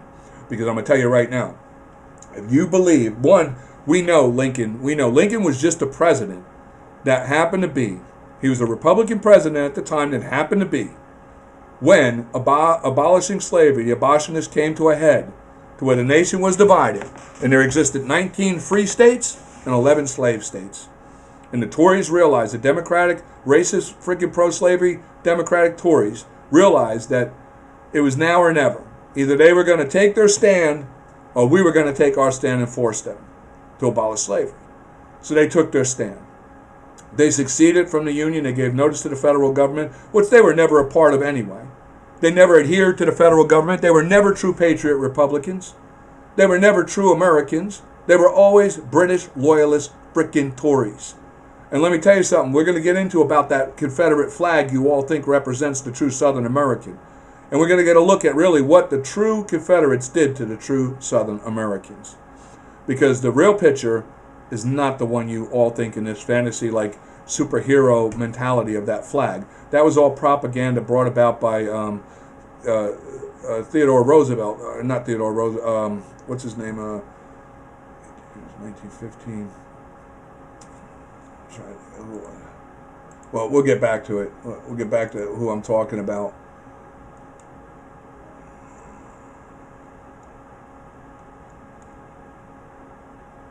It was after Theodore Roosevelt. Yeah, Woodrow Wilson, who's who I'm thinking of. That's who I'm thinking of, Woodrow Wilson. Yeah, and like he's Woodrow Wilson, which we'll get to in the future, is the guy who started the propaganda with the Confederate flag being a battle flag and something of representation of the South. But anyway, let's just get back to where we were. Abraham Lincoln, we understand. You know, you can make the argument about his claim that if he could save the Union without freeing one slave, he would, and all these things. I get it. I understand. He was a man of principal value to the order of what his charge was as president. He did not look at his moral principles, the values, and humanity. And if you try to say Lincoln was not against slavery, you're a damn liar, because all his life he's done lectures, and there's records of lectures and writings of his where he claimed the inhumanity of slavery. The man was not in agreement with slavery. But he took his job as president to being in the position that he stood with when the Gazette had done the interviews with him. He knew he was going to stand to that. His personal views and opinions were set aside. His interest as the president was to save the Union. And he made those comments and addresses toward that thing. But in truth, Lincoln stole the thunder of the real man for the proclamation, Emancipation Proclamation. Which that real man would have been Marcellus Cassius Clay. Like I said, the abolitionist movement was ongoing since the founding of this country, starting with when Vermont in 1777 abolished slavery. It continued out. We did not arrive at the point by 1861 where we reached the point of, I'm trying to find those maps again. Sorry about this. It's just something I'm actually winging this so you all know. I just went, here we go. When we look here, you look at the progression, as you can see, all through the time from 1777 forward up to 1861, there was a progression of free states and free territories developing in the United States and smaller shrinking of slave states to where it narrowed down and got everybody. This was a developing thing, and like I say, too, even remind you, at the point of the Civil War, we didn't even own Florida yet. Okay, Florida was still under, so I mean, people got to get a real understanding of, this was a 13-colony group of true Americans, and there was still many enemies within who were here during the time when Britain was under rule that still existed and were fighting us. Okay? You can't blame the United States for what other ideologies of government that were established before we evolved our country did. We're not responsible for slavery. The United States of America is not responsible for slavery. We didn't establish it here. We didn't bring it here. We ended it here. And the truth of history shows this. And we have to come to the reality to face this truth. But like I say, too, now, like Marcellus Cassius Clay, somebody everybody wants to look up. Marcellus Cassius Clay was a true hardcore Republican. I love Marcellus Cassius Clay because he was a man didn't take crap from nobody and literally was the fighting spirit of what a true Republican American is. And he was from out in Kentucky. He was a Southerner as well. That was a Southern American right there. Marcellus Cassius Clay was a true Southern American. I think I have something open. Yeah, right here. This is Marcellus Cassius Clay. You read the story about this man, you find this is one bad dude. He was a tough, strong, 100% all true American patriot right there.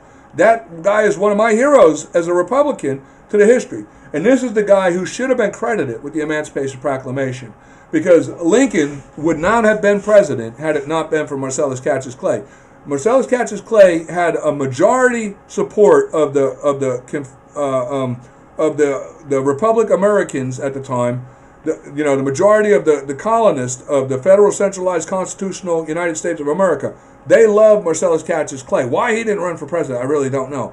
But he definitely could have won because the nation was behind him. They wanted slavery abolished, and he was like the forefront man and the voice for abolitionists, and along with others who were great men in the North that were fighting to have it abolished here in this country.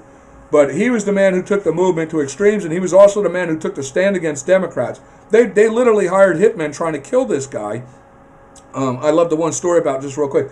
There was a guy they hired to hit him, to kill him, and the guy came in and shot him, but the shot didn't fatally wound him. It just hit him up in the upper chest, and there's a story that the bullet actually hit the silver to his Bowie knife. And what he did was he ran and grabbed this bastard who shot him and threw him to the ground and cut his freaking eyes out. And killed him, and then threw him over a bank right there outside the building, and then went back in and finished session in the Congress about what his abolitionist speech was. This guy was badass. I love this guy. This is the kind of American I want to be right here. I want to be a Marcellus Cassius Clay, okay? And I think any black or white American wants to be this guy. This is the guy that we don't take no crap in America guy, okay? It's our way or the highway, and if you don't agree with our way, you get the hell out of here. And if you don't get out of here, guess what? We'll freaking kill you. Because we're not going to, in this country, that's right. We need to start realizing, and I got something to tell you right now, this comes from a premonition of God. The only way we're going to ever rid this world of evil is to stand up and fight that evil with that of a greater or equal evil out of good intent. That's the only way to destroy it. We either have to instill in them that of their own fear, or they'll never stop. They'll never stop trying. We got to stop allowing. Black people are black people because of where they are on this earth. It's a miracle of God, their ability to adapt to survive in the tropics. White people are white people because of their ability to adapt in the more milder climates, but of the cold. Okay? Everybody's skin and appearance adapts. The Chinese adapt because you know what? Like we have different angles of the rays of the sun that hit. In other regions of the world, when we look up at a certain angle, we squint. Okay? In China, that squinting ray of the sunlight is, I believe, and I remember reading about this, and it was with archaeology or like Platonic things or something. They talk about the alignments of the planets and the sun. And I was fascinated when I read this because I put it together and I realized, I was like, oh wow, that's why Chinese people have that eyes. Because in that area, that squinting ray passes over so low, their eyes have evolved to a natural squint. Otherwise, they'd constantly be going like this because they're more exposed to that by the roundness of the earth and the way that China exists in the Asian continent. That ray of squinting is constantly affected. I even read somewhere, and I'm not sure, I don't have evidence to verify this. It's my own theology of proof of it, because I remember reading about an architect talking about a 13th floor and why they didn't have a 13th floor, because I think it's at 133 feet that you would be straight in line with that squinting effect of the sun rays, and anybody with windows facing out would be very, like they couldn't look out the windows, it'd be very uncomfortable. So they skip a barrier, that ray, for the length of it, like 12 feet, so that, and then they continue to the next floor because That, you know, they just, I don't know if that's really true. It's my own theology of it, what I looked at when I read this architecture. But anyway, on to another story. I know I'm getting off track. But anyway, Marcellus Cassius Clay was the guy who really pushed for the Emancipation Proclamation and abolishing of slavery. He had been involved in this for close to 20-something years before the Civil War even roused up. Actually, even before that, so he was a young kid, he was against slavery. His family comes from the South. He has a family. There was, I believe, his one cousin was governor of Alabama. You know, after the Revolutionary War, when America was establishing in the southern states, where we tried to put in, you know, centralized, federalized government authorities. You know, they were trying to move on that, but they were actually too, his family members, a lot of people who were unionists that went down south, trying to establish, got forced out. Tories would kill them. The Tories would kill them. They didn't want anybody who was aligned with the federal constitutional government of the Patriot Americans. They didn't want them down there. They wanted slavery. They wanted the territories. They wanted to control their own states. They wanted nothing to do with the central federalized government. But for the ideas of just saying this propaganda about, well, Abraham Lincoln wasn't, yeah, we know. Abraham Lincoln was the president at the time. But to try and say, like, for instance, the Democratic Party was established in 1826. They want to say 1828, so we'll say 1828. So understand, that's like 1828, it's like 32 years before the Civil War. It was established as a pro-slavery party, and the cause of why they established it was because why? Why? Because the Republican established federal centralized government of the United States was abolishing slavery. And they established a Democratic Party in 1828 to fight for slave owners' rights and to secure the right to own slaves and expand slavery. Okay, so you can't tell me, it wasn't like in 1859, people understand. It wasn't like one day in 1859, all of a sudden miraculously, people were like, I think I want to abolish slavery, and then there was like another half of the country was like, no, I know, and they decided to go to war just out of the blue. It's not how it happened. This was a progressive thing when you look at the truth of the history from the founding of this country, from the time when Vermont abolished slavery in 1777 all the way up to this point, to where we became a divided nation on the basis against the British loyalist Tory Democrats. And they were the majority of the slaveholders in this country. They just wouldn't give it up. And it had been near 83 years, and it was time. It was time. And over that 83-year period, black Americans got to understand, in those developing free states in the colonies, black people existed side by side with white people. They owned businesses, they owned homes, they owned lands, they owned farms. They were educated, they went to school. There was equality. Everybody was equal. There was no problem with black people in the free colonies back then. There was no problem. It was only in the Tory-controlled Democratic areas of the southern plantations where they refused to adhere to the true constitutional republic of the United States. And this was a civil ongoing thing for a long time. Many of the blacks who were slaves in the South that had been there for decades and were able to kind of get some kind of grasping of ideology and maturity to them, they were the ones that escaped. Like you had the Rosa Parks thing where they had the Underground Railroad, they called it, where the slaves would go up to the northern free states. And this was another, like they say, it was over political issues of economical reasons. Well, the economical reasons that Jefferson Davis raised, who was the Democratic president of the Confederate slave states, economical was that they were allowing their slave labor to escape, and they wouldn't let them return, and it was costing them in economics because they were short on labor. Are you freaking kidding me? That's your argument, really? I mean, did you ever read Jefferson Davis's own book? He pretty much makes it pretty clear what the goddamn war was about and why the Democrats formed the Democratic Party and what they wanted. To say it wasn't about slavery, you got to be an ignorant damn fool that don't even know your own goddamn heritage of what you are as a Democrat.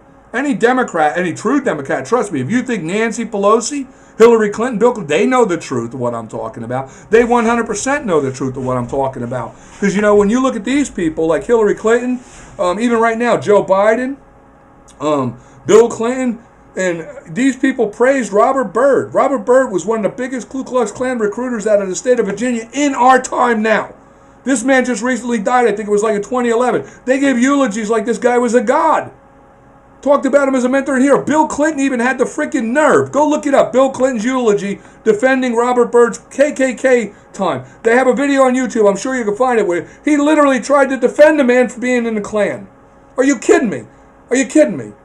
And you people try to say this is not your foundation, your principle. Bullshit. Just bullshit. I'm sick of it. And you call us the racists, really. Let me tell you something. Right now, black America, God's honest truth and all, and there's no joke to it. You look it up, it's a goddamn fact. The Civil War was not a war of North and South. The Civil War was a war of the Republicans of the free United States of America against the pro-slavery Tory Democrats who owned the majority of the plantations of slaves in this country, who refused to goddamn let slaves go and let them have equal rights. And the thing you got to understand is hundreds of thousands. You say that white men are the oppressors. White men don't like black people. Well, you know, when you look at the truth of the Civil War, you look like a goddamn idiot to say that. Because black people didn't free themselves. Hundreds of thousands of white men fought in that war and died to free you. And with them you have like Whipple. You have Cliver is another one.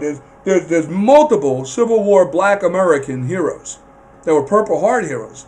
Black Americans and white Americans in the Civil War fought side by side. But the majority of white men, hundreds of thousands, fought and died to end slavery in this country. And the abolitionist movement was ongoing since 1777. The values of those men by 1861 were instilled in them by generations and generations of true American colonists who believed in the Constitution and the Declaration of Independence and that God said all men are created equal. Those children, those men were the children of those parents for generations that grew up with the principles and values of the Declaration of Independence and the Constitution, fighting to abolish slavery. Those people are the ones who lived in the colonies side by side with black Americans and white Americans, working together for the American dream. That's the truth of history. Yeah, there's an ugly, ugly, ugly southern part of history, but that part does not reflect on that of the true American. That reflects on the true democratic Tory. And that was a part of humanity that is reflected within them, because let me tell you something, even after the Civil War, which I think I showed you up in here, I had a thing where it was if I can find it now, here, I think it was right here. Yeah, this book here. This book goes into, mind you, up to 1854, right? It's around it starts in 1854.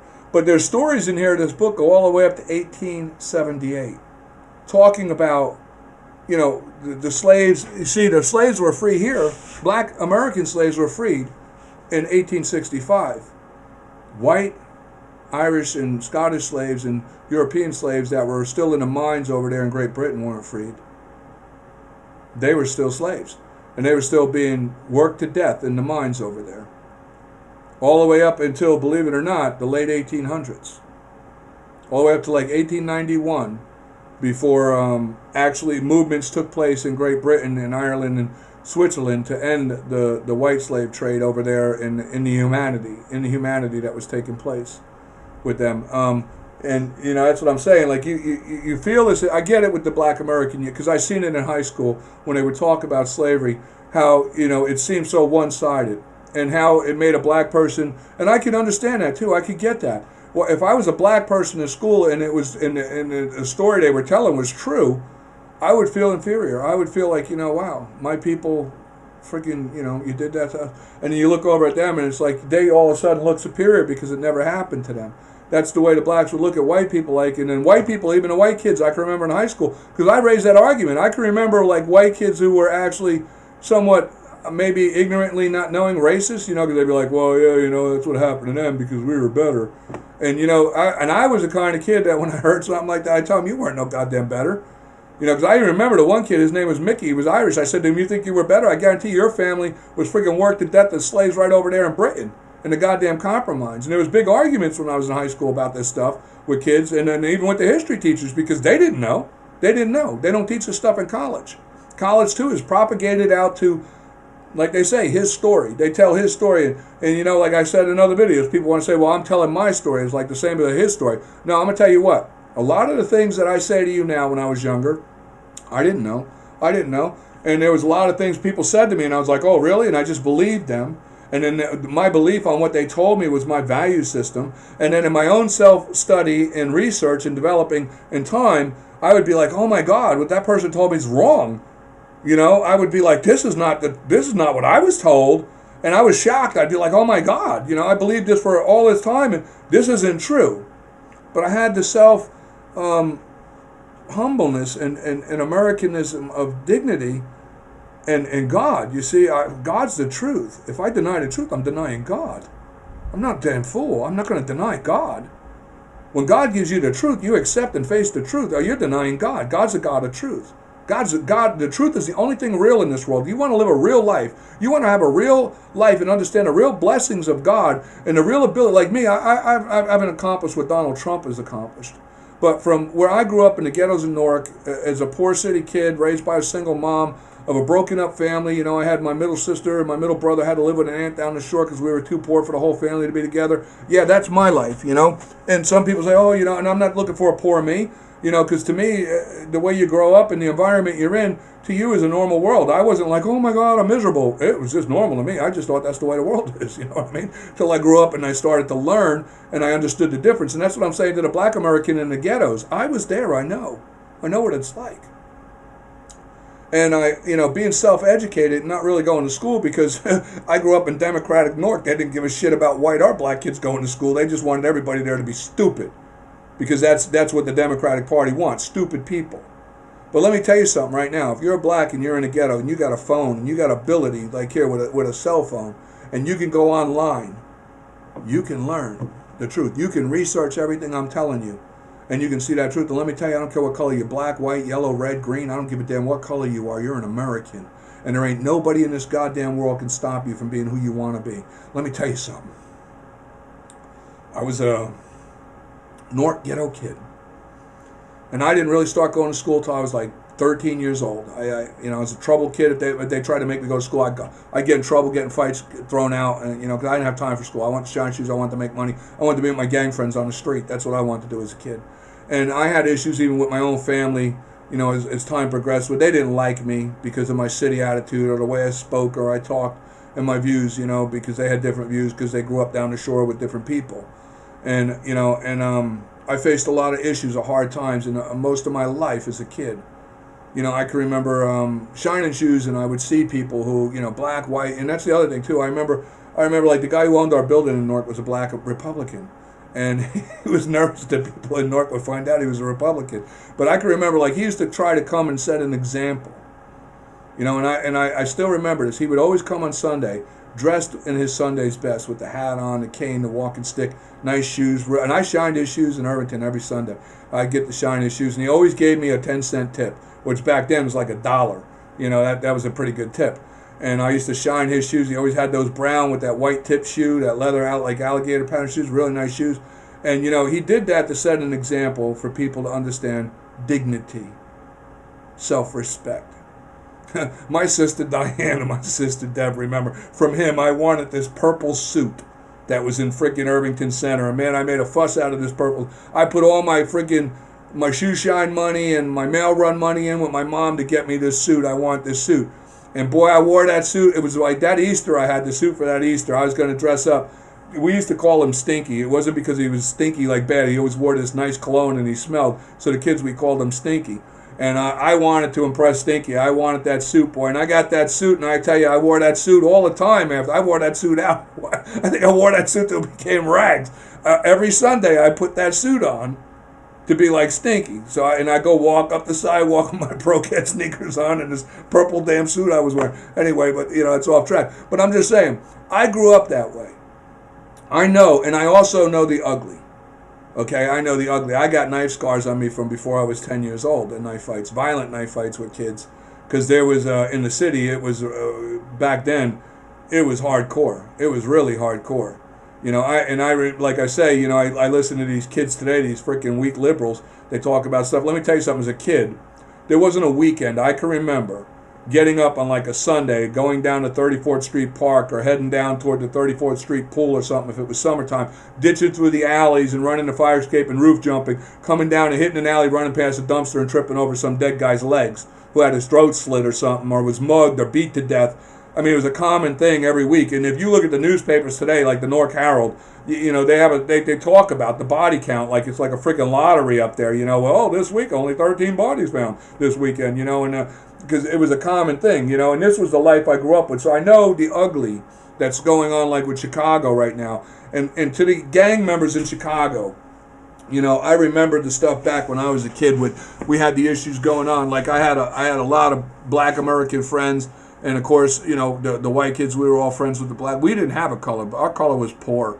You know, we really didn't have racism when I was in the city. We had to look out for each other's back because there was a lot of other rival gangs coming and going out of New York, Philadelphia. And if you didn't have an allegiance with a gang and you were on your own on the streets, it was pretty likely you're going to wind up getting killed. But if you had some kind of respect with an allegiance, you know, you could get around that. You could, you know, people knew not to mess with you because your gang would come after you. You know, and they knew too if you didn't take no gruff. You know, nobody wanted to fight with a guy who's going to fight his hardest back with him. You know, most of the troublemakers were cowards. But to you guys in Chicago and stuff, man, you know, I see what goes on and it's horrible. I see it. But, you know, I remember as a kid, I can remember gangs throwing other people off freaking rooftops and shit like this, you know, and they're fighting on the inner city stuff. And, you know, you got this rage for inferior complex that's brought in you. And I know what it's like, too, because, like, I remember when I was a kid, like I was getting at the point, you know, I'd be in Irvington Center where you had the middle class people, you know, and I'm a poor kid from Newark and I'm shining shoes to the people who got money, you know. And you see the father and the mother and the kids and what a unified family looks like, you know, and you wish you had that. You just, you know, I know I did. I'm not going to lie, you know, but I didn't. I didn't have a dad. I didn't have a unified family. I was a misfit, you know. And even among my own, like in the city, if I would dream, like, you know, and say, well, one day I want to own a home, or I'm going to be a businessman, you know. And I can remember the poor people where I grew up would always say, you know, hey, don't be talking stupid like that. People like us, we don't own homes, we rent. That was the attitude, you know. Don't dream beyond your means. You're just going to set yourself up for disappointment, you know. And I guess if you listen to these people, you believe this.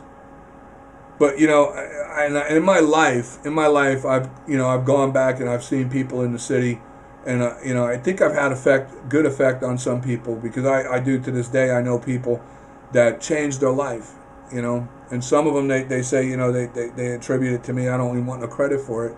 I'm just glad that you know, they were able to find their dream like I did. You know, I've done I've lived my life to do all I ever imagined I would possibly do. And some people looking at my life, they would say, oh, well, that's not really that great. You didn't do that great. From where I came from and what my level of what I believed my capability was, I would have never thought possible as a kid that I could accomplish what I accomplished already in this world. And I didn't even think I would live to be the age I am right now. To be honest with you, I expected to be killed by the age I was 20 in the city if I stayed in the city. So, you know, because that's just the way things were. Especially when you hit around puberty in the city, you start messing around with other guys' girls because, you know, you become sexually active and whatever, and then some guy pops you because you're messing with his girl. So most kids usually got shot in the city. Same as probably a lot of issues going on right now in Chicago. That puberty issue going on with boys, dominance over that for girls and stupidity stuff and turf and what have you. And then you got the people, you know, they don't know no better. But the people in the city of Chicago, the real badasses, and you know who you are. You know, you're the guy who everybody fears. You got that gun. You know, you got tears under your eye. You know what you've done, and you're there, and you're doing what you think is boss, man. You think you know, you're doing what you learned. You're doing what you feel is all you have. But let me tell you something. I want to give you something to consider. If you're a drug dealer or you're somebody who's got something organized going there, you know, real legitimate business is what you're doing. You just got a bad product. Imagine being able to do what you're doing and not having to hide. You see, I had good people tell me and explain this to me when I was younger, that I could take the entrepreneurship of my shoe shine into real business and one day own a home, one day own a business, one day be self-sufficient, independent, and free, a real American, you know. And that's the dream. That's the dream. I remember talking with my sister, Diane's godfather, Pop, we used to call him, in the diner, and my uncle, when I was probably 10 years old. And I was about 10 years old, we had that conversation, and I said to them, I remember I said to my uncle, I said, the American dream is to be all that you want to be. And that, and to know that you can be even what people say is impossible. And my Pop said to me something I never forgot. He said to me, the only thing you can't do in this country is what you yourself don't believe is possible. You're the only one that makes it impossible. So I never believed anything to be impossible. I believe that there was, and my sister Deb, she'll tell you, because nobody knows me better than my sister Deb, and she'll tell you like how many things I've done that people said to me. And that's the worst thing you could have told me when I was younger. Don't tell me it's impossible, because I'm going to do it just to show you it's not. That's the attitude I took in life. And I know it's hard, and I know it seems impossible. But I'm going to tell you right now, when you look at people like Ben Carson, you look at people like me, and I know you may be thinking you're just a white guy, you got white privilege. Let me tell you something, everything I had I earned. Nobody gave it to me because I'm white. My customers call me today, they don't know what goddamn color I am. They don't call me because I'm white. They call me because I'm damn good at what I do, and I'm honest. I'm honest, and I'm good at what I do. Now you may be good at what you do in that city. You're a thug guy. But let me tell you something. If you flip those principles, I mean, especially if you're a gang guy and you got a girl and you got a kid, you can't leave your kid a corner, man. That kid's he's gonna wind up getting shot. If you want him to have the true American dream, you got to leave him something real, something tangible, something that no one can take from him, and that's a legit thing. You see, nobody can take my business from me. It's mine. It's legit. It operates by the law. It's mine. What it makes is mine. I'm free. You're free if you do that. But you make yourself a slave. You make yourself a criminal when you choose to do things that you yourself subject yourself to being criminal. You see, that's how they have control over you there. They keep your community uneducated in the slums. The Democrats are who are in control of it. I want you to understand, when you realize these Democrats are the ones who founded the Confederate slave states, they're the British Tories who are the majority of the slaveholders and fought against giving up slavery in this country. They don't like you, and they don't like me. They don't like you because you're black. They don't like me because I'm a Republican who don't give a damn what color you are. I want everybody equal. That's why they don't like me. Now, you know, when you get to the point, they say that, like I was saying before the Civil War, they try to say it wasn't about slavery. It was about slavery. All those Tory Democrats were racist goddamn slaveries, and they're the ones who founded the Confederate slave states. And when you look at what these people did, it's just disgusting. You know, I mean, I'm going to move forward here because I got some things I want to go over. Like, this is something I want to go. Now, we're back on the subject here. Abraham Lincoln. Now, you know, we know Abraham Lincoln was not the true, I say it was Marcellus Cassius Clay. That was the hero of the Civil War for abolishing slavery. Abraham Lincoln just got the credit for it. But following this, if you as a Southern American think that the Confederate flag represented you as a Southern American, this right here I want you to go look up because I got it on Wikipedia. This is a story about the Great Hanging in Gainesville, Texas. This is a story where they took 50 true Southern Americans and hung them in trees as a threat to anybody who supported the Republic of the United States of America. That's what they did to Southern Americans. And not only did they do that to them, they went to their homes and they dragged their wives and kids out in the street and they killed them. Because that's what the British do. That's what the British loyalists do. That's what those elitist scumbags do. They're just murdering no good. Everybody, whoever's not in the bloodline of the royal family with them, is considered common scum. And they have no humanity in them for anybody. They hung these men. These were true Southern Americans. This is what they did to true Southern Americans. Now, when you look at some of the states and some of the people involved that were forced into the Confederacy, they were lied to, they were manipulated. There were some that were governing states that were lied to and told that the federal centralized government was coming in under the economical reasons they try to hide under the mask of excuses of. And they got these people to join the Confederacy. I'm believing that somehow the centralized government had turned treasonous against its own country and was trying to overthrow the principles and values of states' rights, which weren't true. That wasn't true. Obviously, that's not true because they won the Civil War and still to this day, states have their rights, right? So that right there debunks the whole theory of that bullshit. Because if that was true, we won the war. Why didn't we wipe out state rights? It didn't happen. It's all propaganda bullshit. And, you know, as we progress forward here, I'm going to explain something to you about this Confederate flag. Now, this was the original flag that was designed here by Nicola Marchell, was an artist, a German artist. That guy that's the name, you can see it's right down here, but he was the German artist that designed not only their Confederate flag, but their Confederate uniforms. Now, down here, as you can see right here, this says the second national flag of the Confederate States of America. You see that? There's your Confederate flag right there. Right there. You see the mouse on it? I'm pretty sure you can see it. Right? You see that? That's your Confederate flag. And I'm going to tell you what that Confederate flag represents. That Confederate flag right here is the national flag. Now, they try to call it the Southern Conversion version of the Confederate battle flag here. That's a lie.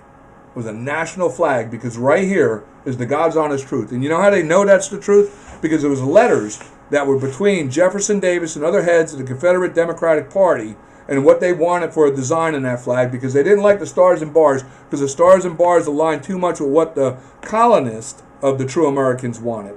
They wanted to make sure that certain people knew their allegiance and who they were. And that's why this flag was designed the way it was.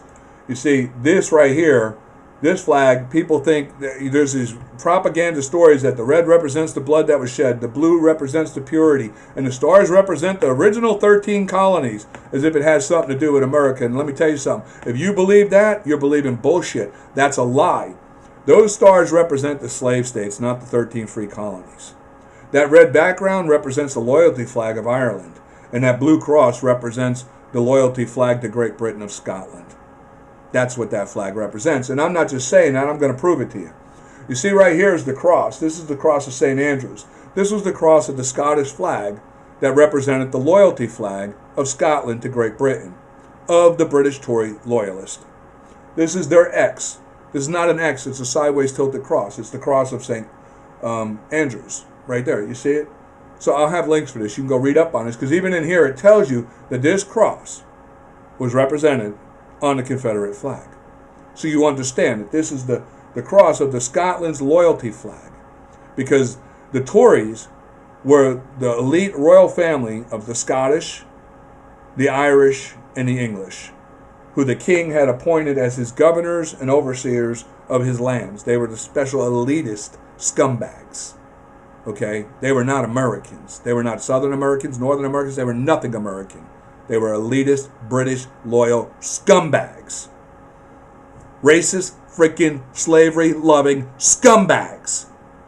And they killed patriot Americans. Okay? And if you're a 3%er and you're flying that Confederate flag, understand, the 3%, the original founders of this country that fought to establish this nation, were being killed by the back door by the goddamn British Tories, who that flag represents. That flag does not represent the 3% of this country. And any 3%er flying a Confederate flag is a goddamn idiot and needs to be straightened out and face the truth I'm trying to tell you. That flag does not belong in this country. And that's where we got the confoundment, like this morning when I showed the video going on in Stone Mountain. You see, the whole racist movement going on with Black Lives Matter has so many negatives to it. It's divisive. Black lives only? Really? All lives matter in America. We're one people, a nation of all equal. There is no black or white lives. Every life matters as an American. And as Americans, we should not be settling for any Americans' rights being violated, for any goddamn reason whatsoever. And in this country, there was a time it wouldn't have happened.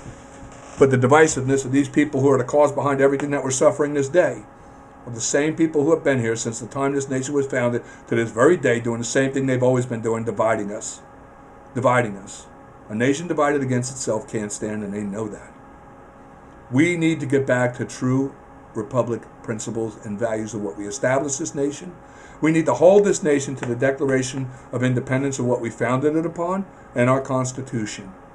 And we, as both black and white, or any immigrant people in this country, united as one people of all equal, have to unite and stand together and take our place as Americans and unify and beat the shit out of these Democrats and these foreign freaking totalitarian regimes that are coming in and causing a division in our nation. And we need to beat the shit out of them right out of our country. Force them out, take our nation back, and we will stand. Imagine what we could be unified as a nation. Imagine the prosperity in this country if we, the people, as a unified people, come together and we take our place as Americans together, unified. You know, it one time almost happened in this country. It did. And I'm going to go on though real quick here. This is the flag insignia here. You see the red background in all these. These are the British loyalist flags of different regions of the loyalists that took up with Great Britain. You notice the red background. that's what it represents. So you have the blue cross over the red background of the British loyalists. And the reason that was because Jefferson Davis is the rest of the Tories who were head of the Confederate slave states of the Democratic Party at that time. They wanted to make sure that Britain understood they were still loyal to Great Britain, because they thought that Great Britain would come in and allied with them to help them overthrow the United States in the Civil War. And Britain probably would have. And today, as the world changes, it's so weird how it all changes. At that time, believe it or not, there was a reason, though, that Britain would not ally with the Tory, racist, Democratic Confederate slave states. Because Britain was told by Russia that if they allied it with the Confederacy Democrats, that Russia was going to ally with the free Republicans. And Britain knew that America allied it with Russia, they could never win that war. So they stayed neutral. They stayed out of it, and they left the Democratic Confederacy to fight for itself. And thank God they lost, right? Thank God they lost. Because had they not lost. But anyway, as you can see here, this is the British flag, the Union flag.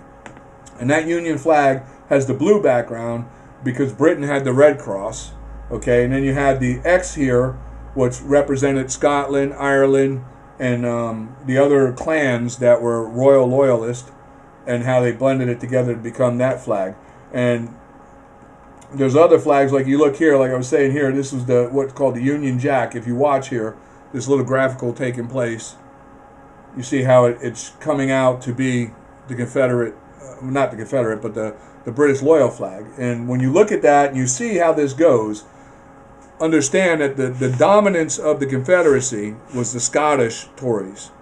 So the Ireland got to have the backdrop, the Scottish got to have the blue cross.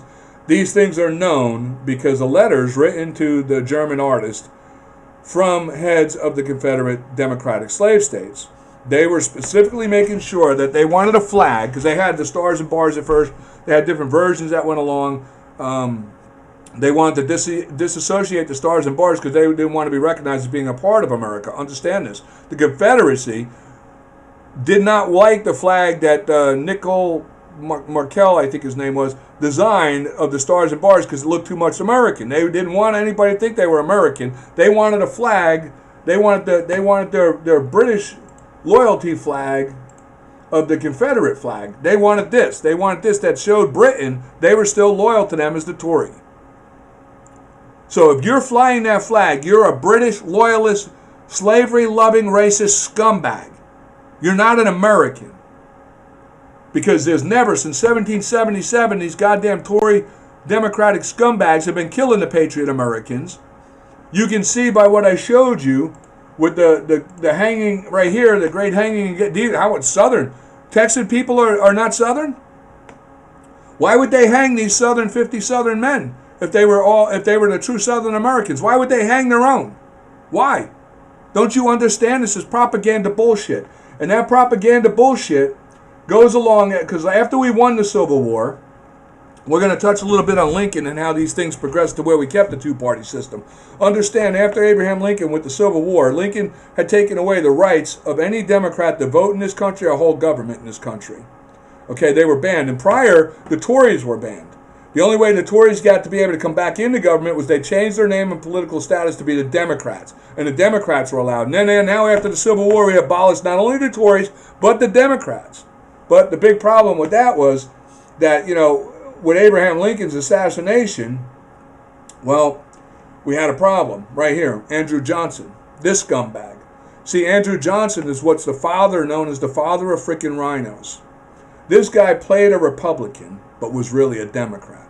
And Abraham Lincoln knew it, and so did the Republicans. But Abraham Lincoln thought, well, being he's kind of like a neutral party, Lincoln believed that if he could take him as VP, that he may be able to quell the war and get them to negotiate rather than killing each other. Well, it was the biggest mistake Lincoln made, because when they killed Lincoln, this scumbag became president.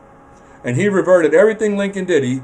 This prick went and freed Jefferson Davis and all the treasonous, no good Confederate Tory scumbags from prison and pardoned them.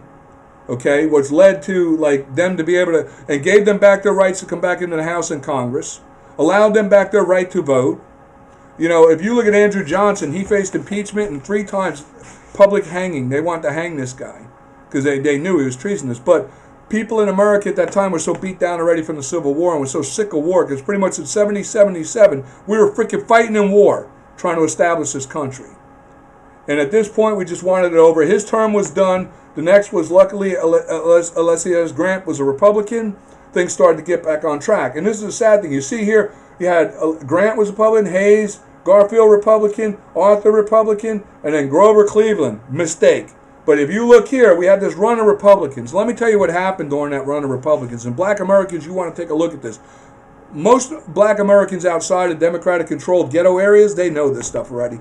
They're just regular Americans, just like me, hardworking, got their business, want the best for their kids, want the best for their future. They know the American dream is real because they know what it takes to reach it is to strive, work hard, and go for your dreams, and that's what they're doing. You's trapped in these Democratic-controlled freaking plantation ghettos, you have no clue because you just don't know. But if you listen to what I'm saying, you watch this, you'll see. Look up like Black Wall Street. Okay, look up the black community oil well owners in Texas. And understand that under these Republican presidents right here, where you get from Grant, Hayes, Garfield, and down to Arthur, these were during the times in where like this country was prospering, black and white people both. Everybody was doing great. Now we had this bump in the road with Grover Cleveland, who was kind of like, in truth, he was an old school, like what Kennedy would have been. He was a Dino. He wasn't really a Democrat, so he didn't do much harm.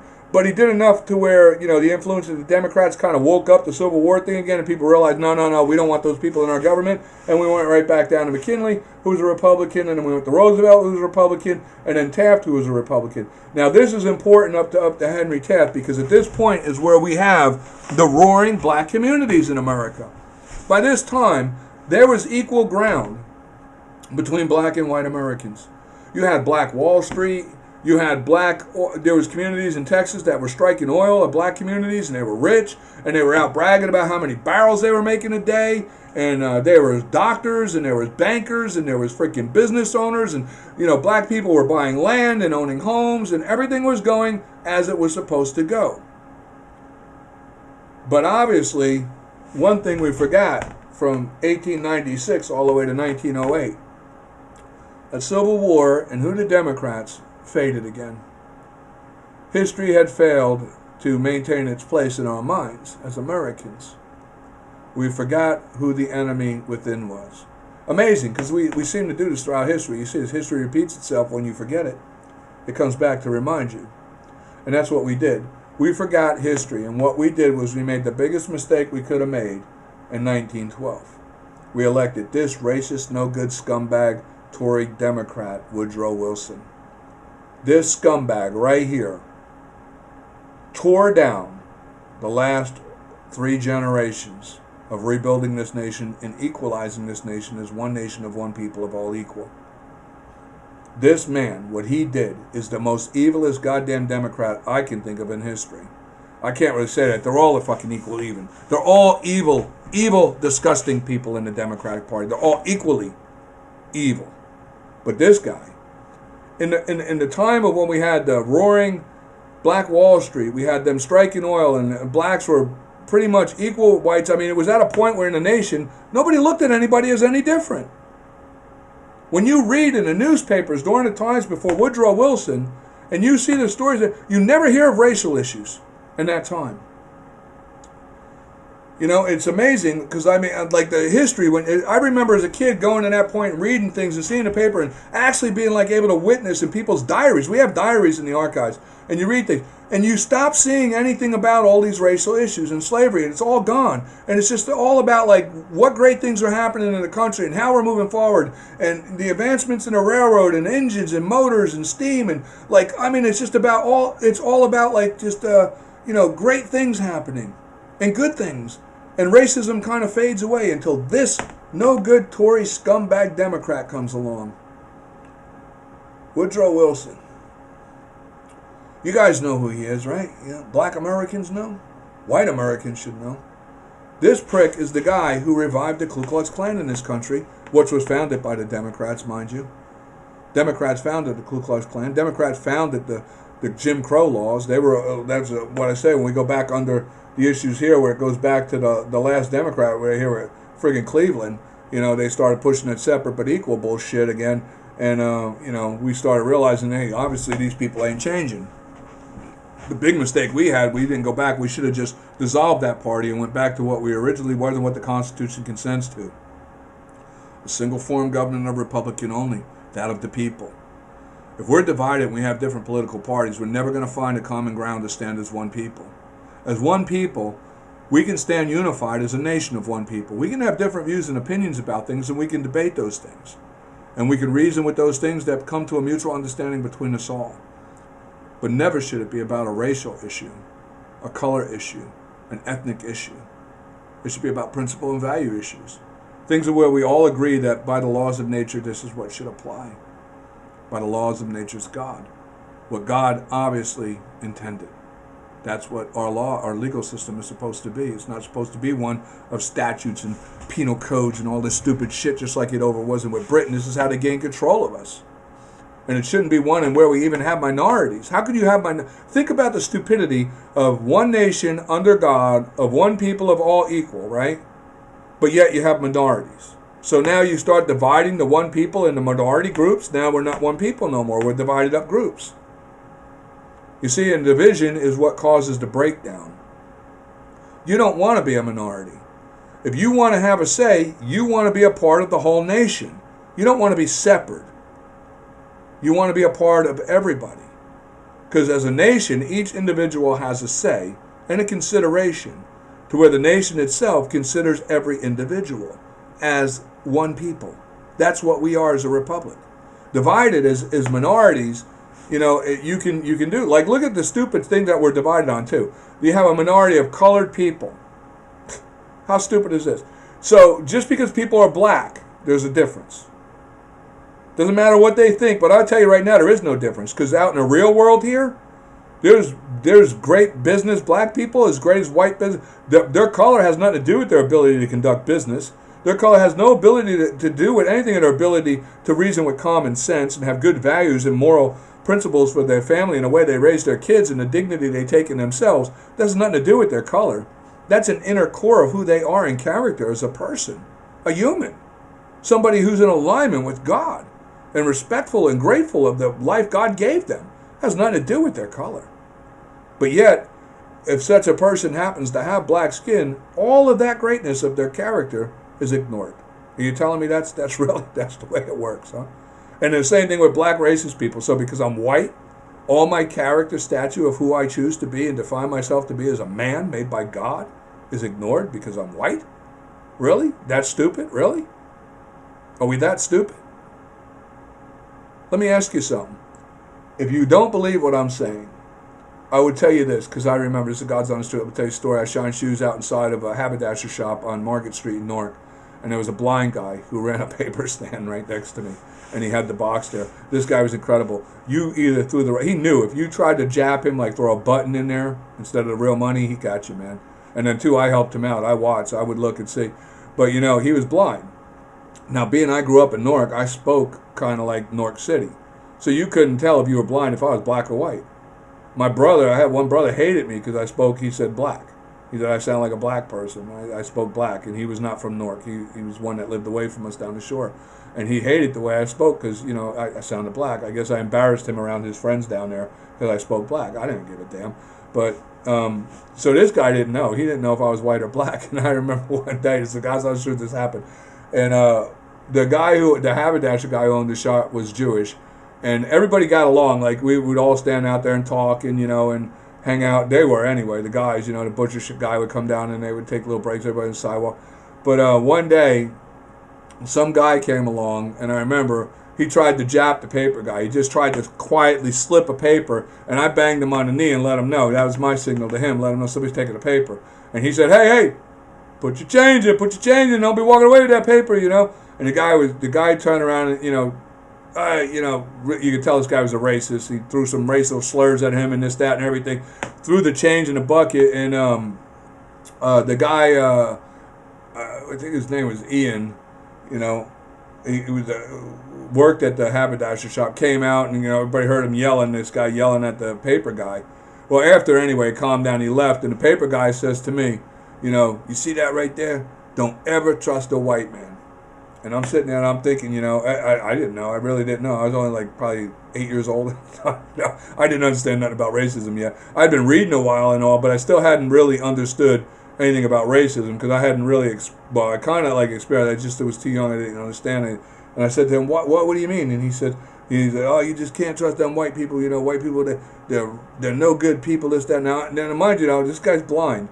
But anyway, long story short, when Ian came out and everything, and I was talking to him, I said to Ian, hey, Ian, you know what? I'm going to let you in on something. You better be real careful. Don't trust a white man.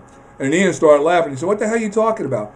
And, the guy who shined his shoes, Willie, was saying to me, he's like, shut up, boy, shut up, don't say it. And I'm like, no, tell him, don't trust the white. You can't trust the white man. White man's a scumbag, right? I don't know. I'm 8 years old.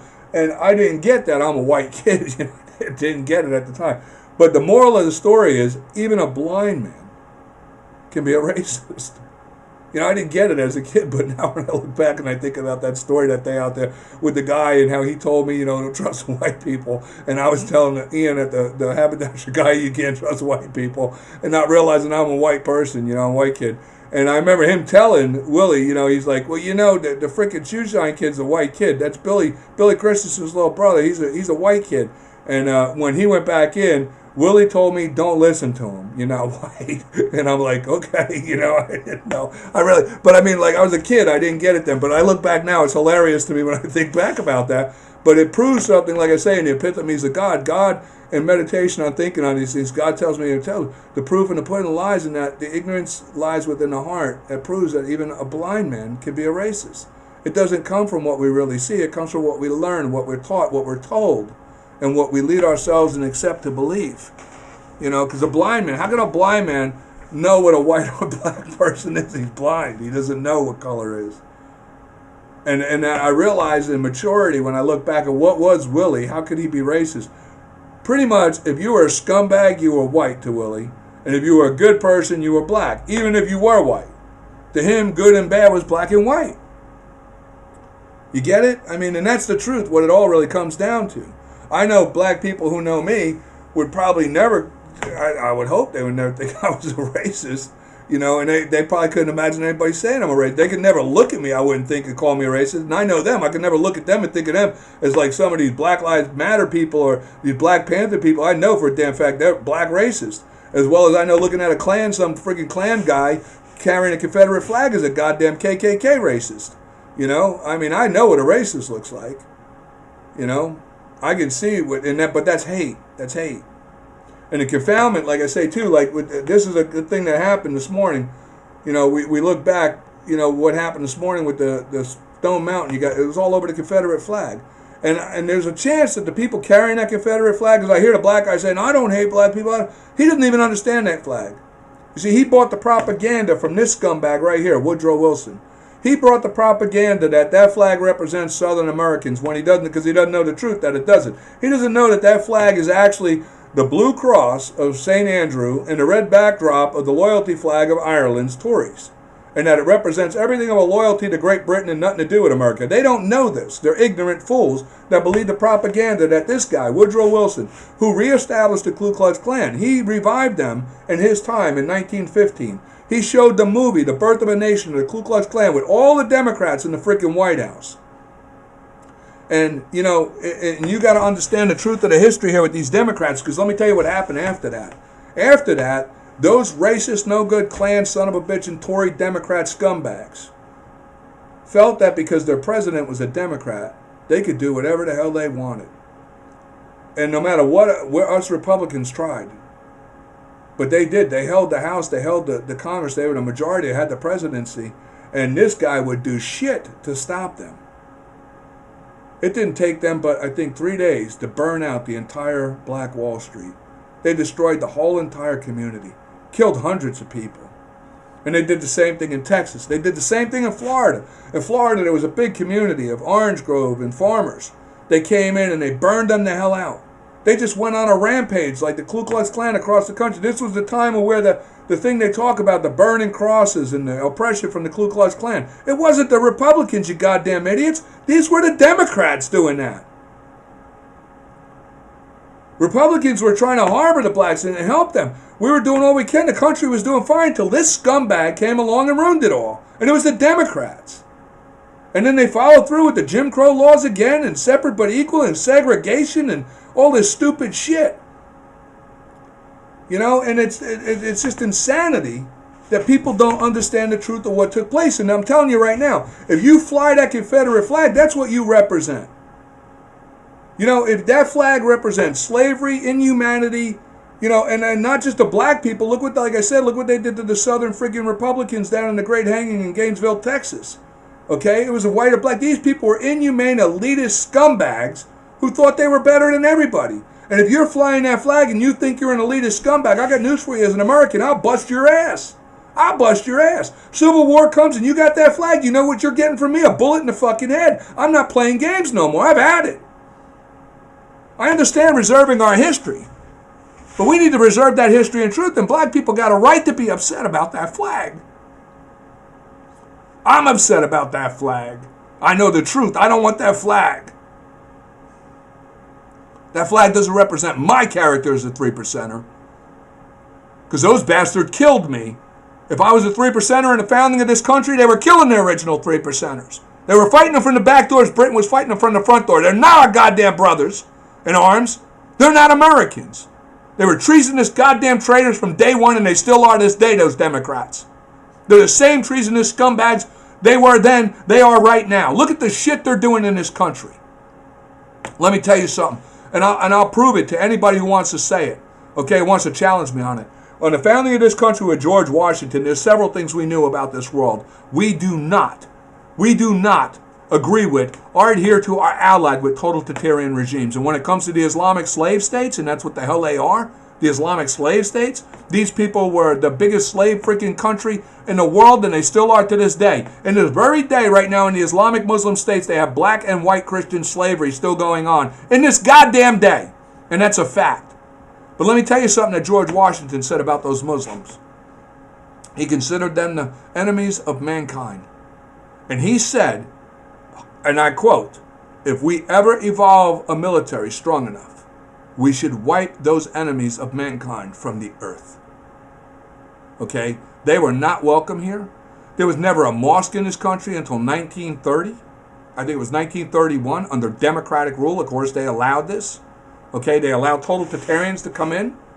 Okay? And the idiocy with like the Nation of Islam, black Americans in this Nation of Islam, you people are fools. You really need to wake up.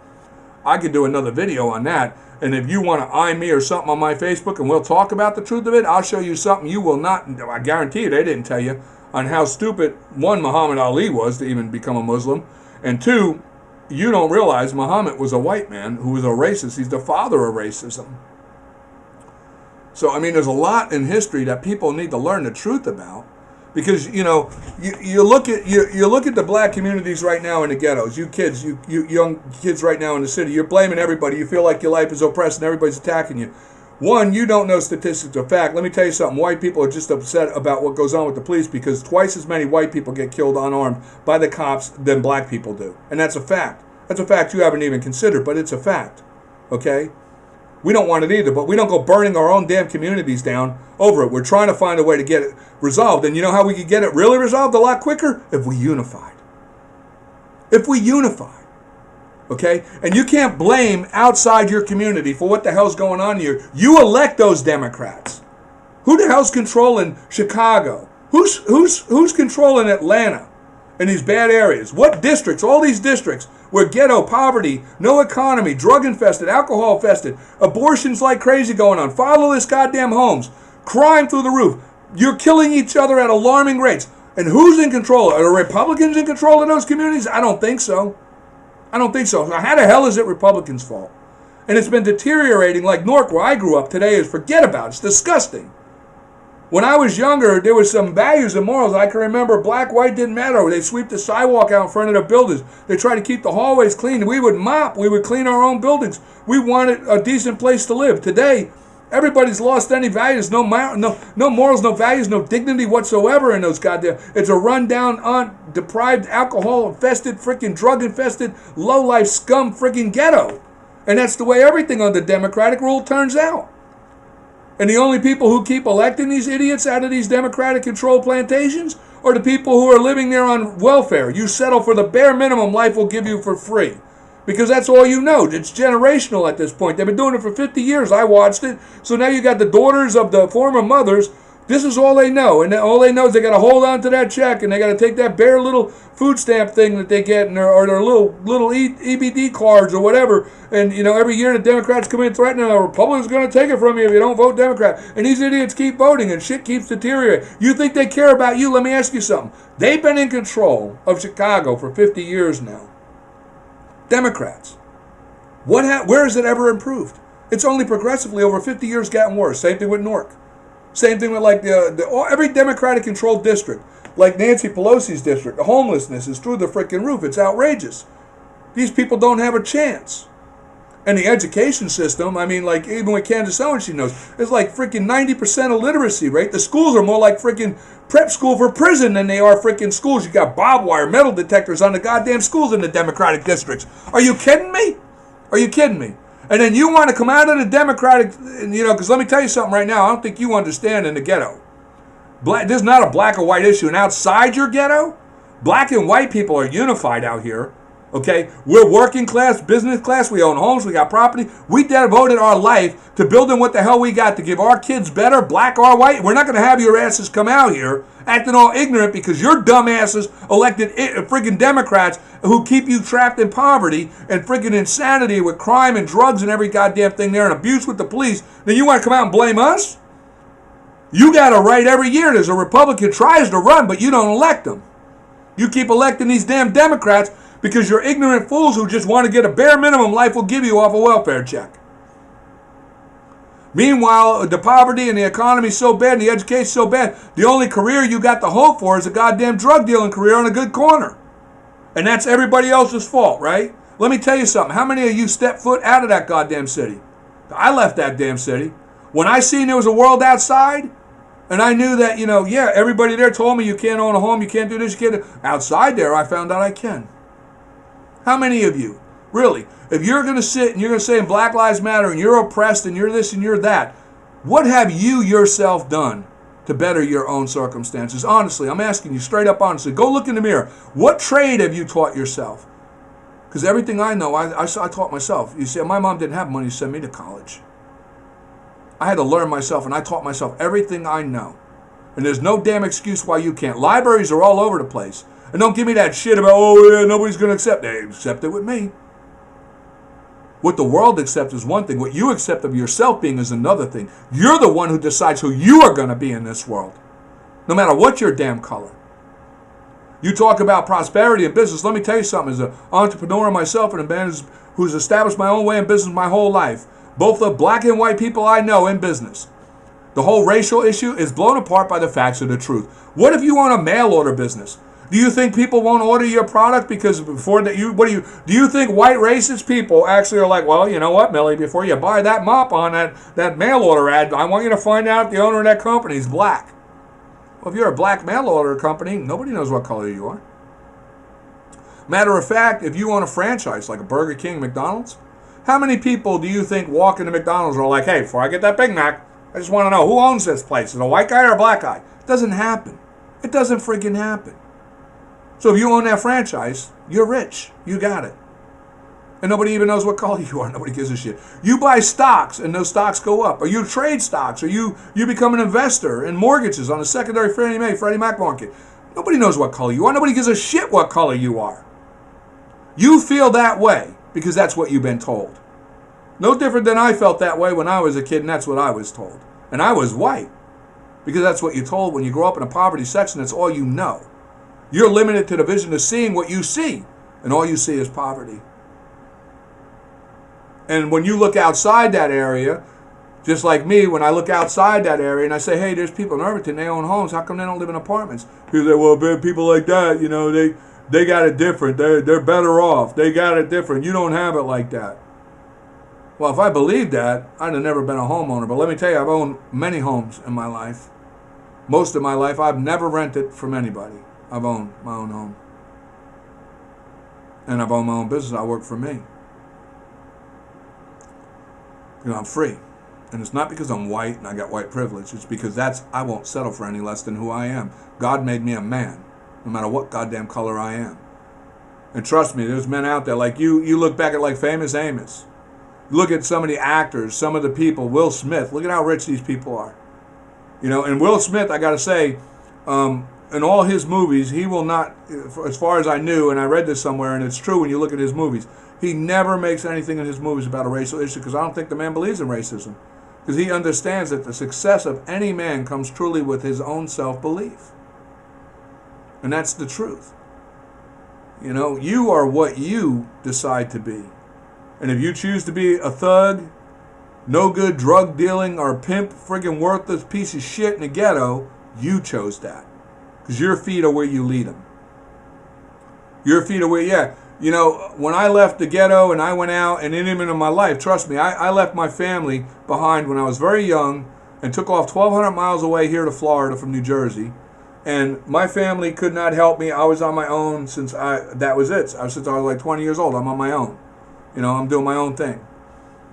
And nobody helps, nobody, you know, but I learned in that life that when you're striving and you're trying, there's going to be good people, there's going to be bad people. I've had people try to take advantage of me, use me every which way but Tuesday, man, and do everything they could to destroy me out of envy and just spite of hate of me because, you know, I've learned in life that if you're trying to do a good thing, and there's people who are like the excuse binders, they hold on to excuses. They don't want to do anything. They just want to have an excuse to why they're where they're at. And then you're doing something that shows that that's just an excuse. They'll do everything they can to destroy you rather than face the truth of that, you know, they're just making excuses.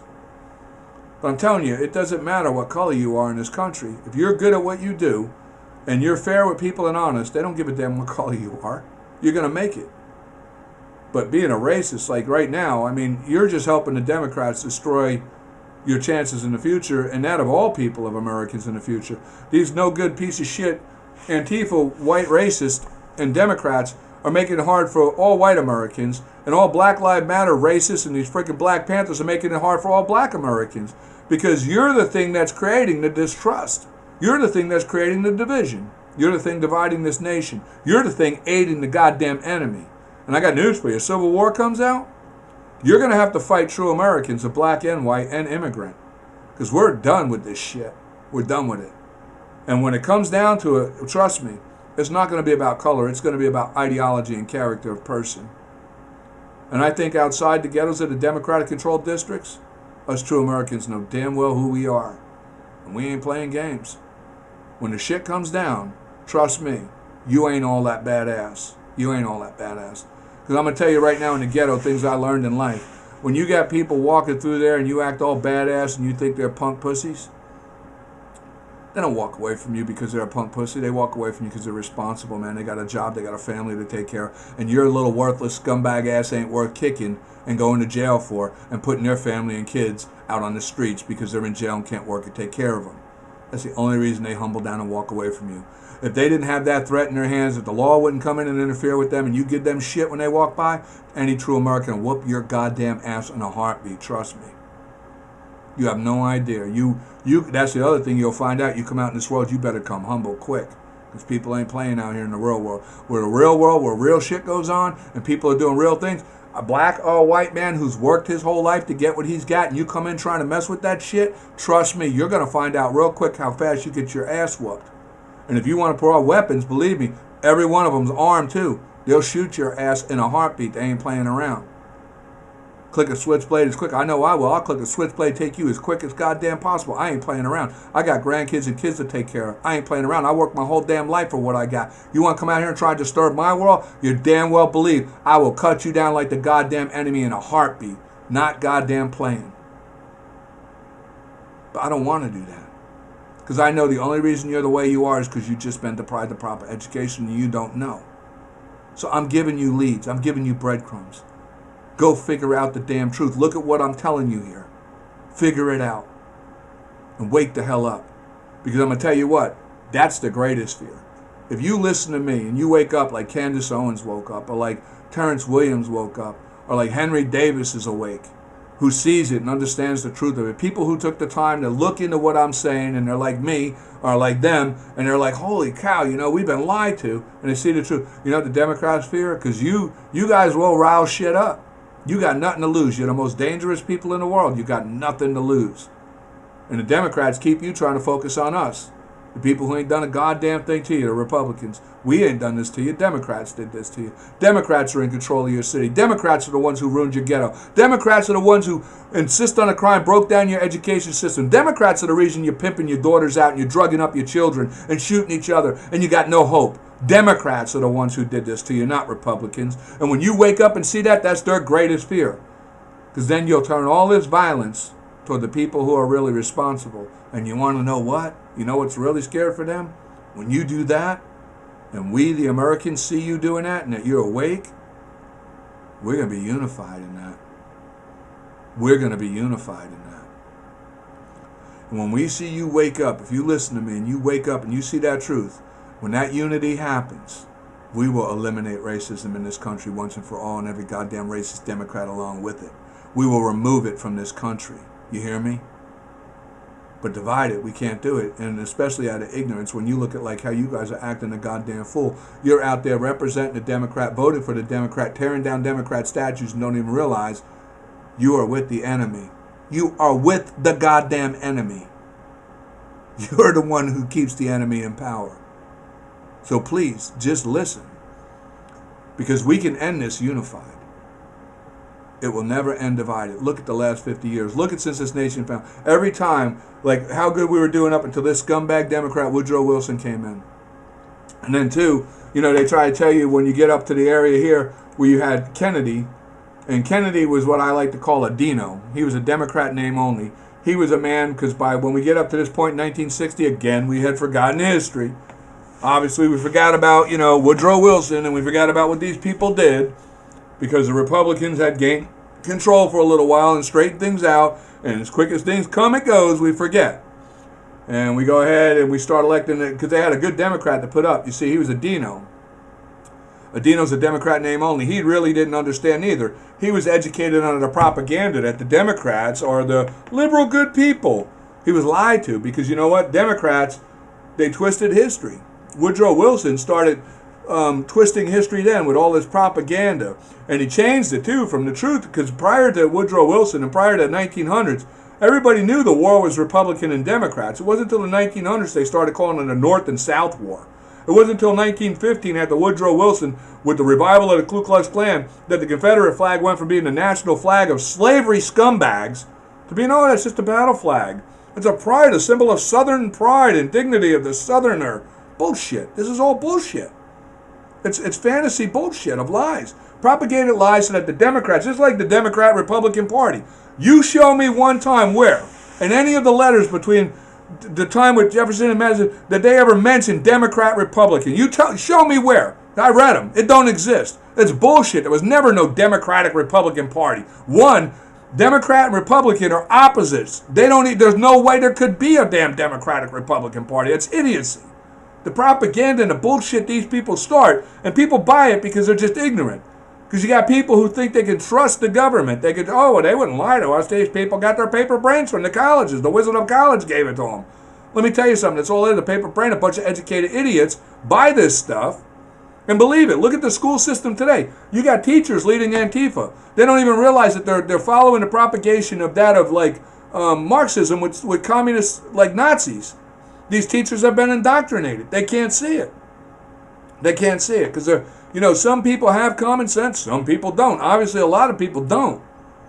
And this is what these people target. But JFK was, he was pro-life. He didn't believe in abortion. He was pro-Second Amendment. He was pro-small government. He was everything a Democrat's not. That's why they killed the man.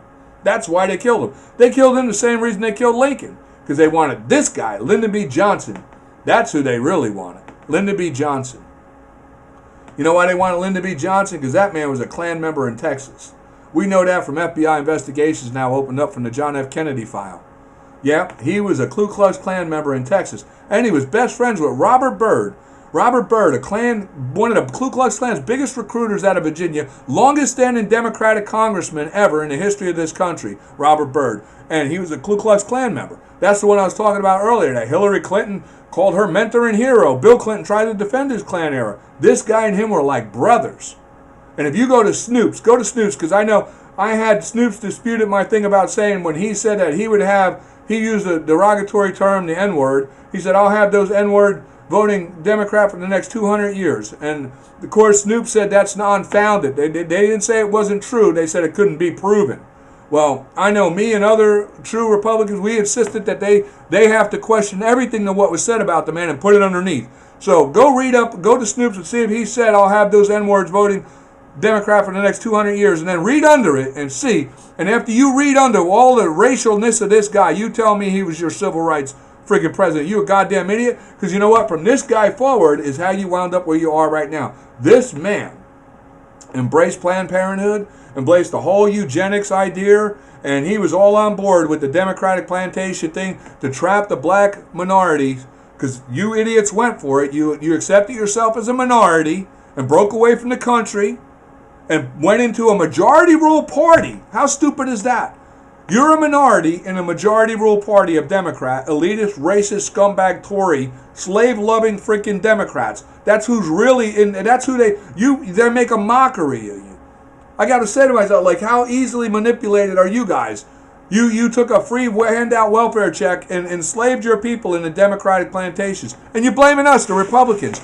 We fought and freaking died in the Civil War to free you, and you went and enslaved yourself back with the goddamn Democrats under this racist pig. Go look up this guy. Look up Robert Byrd. Go look up the videos for the eulogy of Hillary Clinton, your last presidential candidate runner for the Democratic Party, Hillary Clinton, praising Robert Byrd like he's a freaking hero. And not only him, she praises Margaret Sanger, the woman who freaking under, when we go back up here, this guy right here, Woodrow Wilson, right? When Margaret Sanger, it was the next year, he embraced Margaret Sanger and her eugenics. Eugenics was a freaking, an experimental thing with abortion to control the black race population, to exterminate black people. She called black people weeds that needed to be removed. These are the Democrats. This is the party you're party to. And you want to know why you're freaking oppressed? Why you have so much issues? It's not the Republicans. It's not the people outside. It's the Democrats doing this to you. They've been doing it for 50 years. And you keep voting these idiots in. What the hell is wrong with you? I mean, I'm just saying, there's somebody, I understand it. There's a literacy rate. You can't read, maybe, a lot of you. And don't be ashamed of that. That's not your fault. These people have deprived you of proper schools and we see it. We see it outside. But what can we do? If you don't vote in Republicans to be able to fix this shit, what can we do? What can we do? We have no say. If you give the whole entire plantational district of your friggin' ghetto to Democrats, what can we do? We have no say there. I would challenge every black community of Chicago, New York, Newark, all of you. What the hell do you got to lose? Look around at the scumbag city slums you're in, right? What do you got to lose? This coming election, across the board, vote for what this country was approved to be, a republic. Vote for the Republican. Now, I'm not saying all Republicans are good people, because we know as well, we have what we call rhinos, Republican in name only. We have a lot of scumbag infiltrators in the Republican Party that are racist, no good scumbag rhinos. But trust me, unified, once we get unified, we will weed those bastards out just like the Democrats. The unified nation of black and white, all coming together, black, white, and immigrant, as a nation of one people on true American values and principles of our Declaration of Independence Constitution. If we're unified, guess who the minority becomes? All these racist scumbags. And you know who we are? We're the nation of one angry, pissed off people who have been screwed now for the last 100 years. Every which way but Tuesday.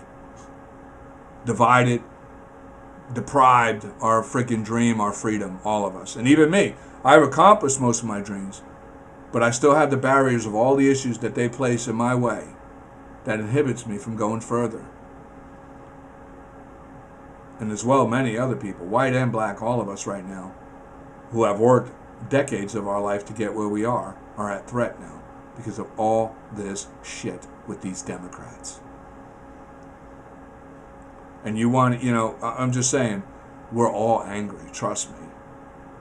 You want to get the bad guy? We want to get the bad guy too, trust me. As Republicans, we want to get the bad guy. We just don't want to hurt the innocent people on the way. And that's you. You've been deprived of proper education.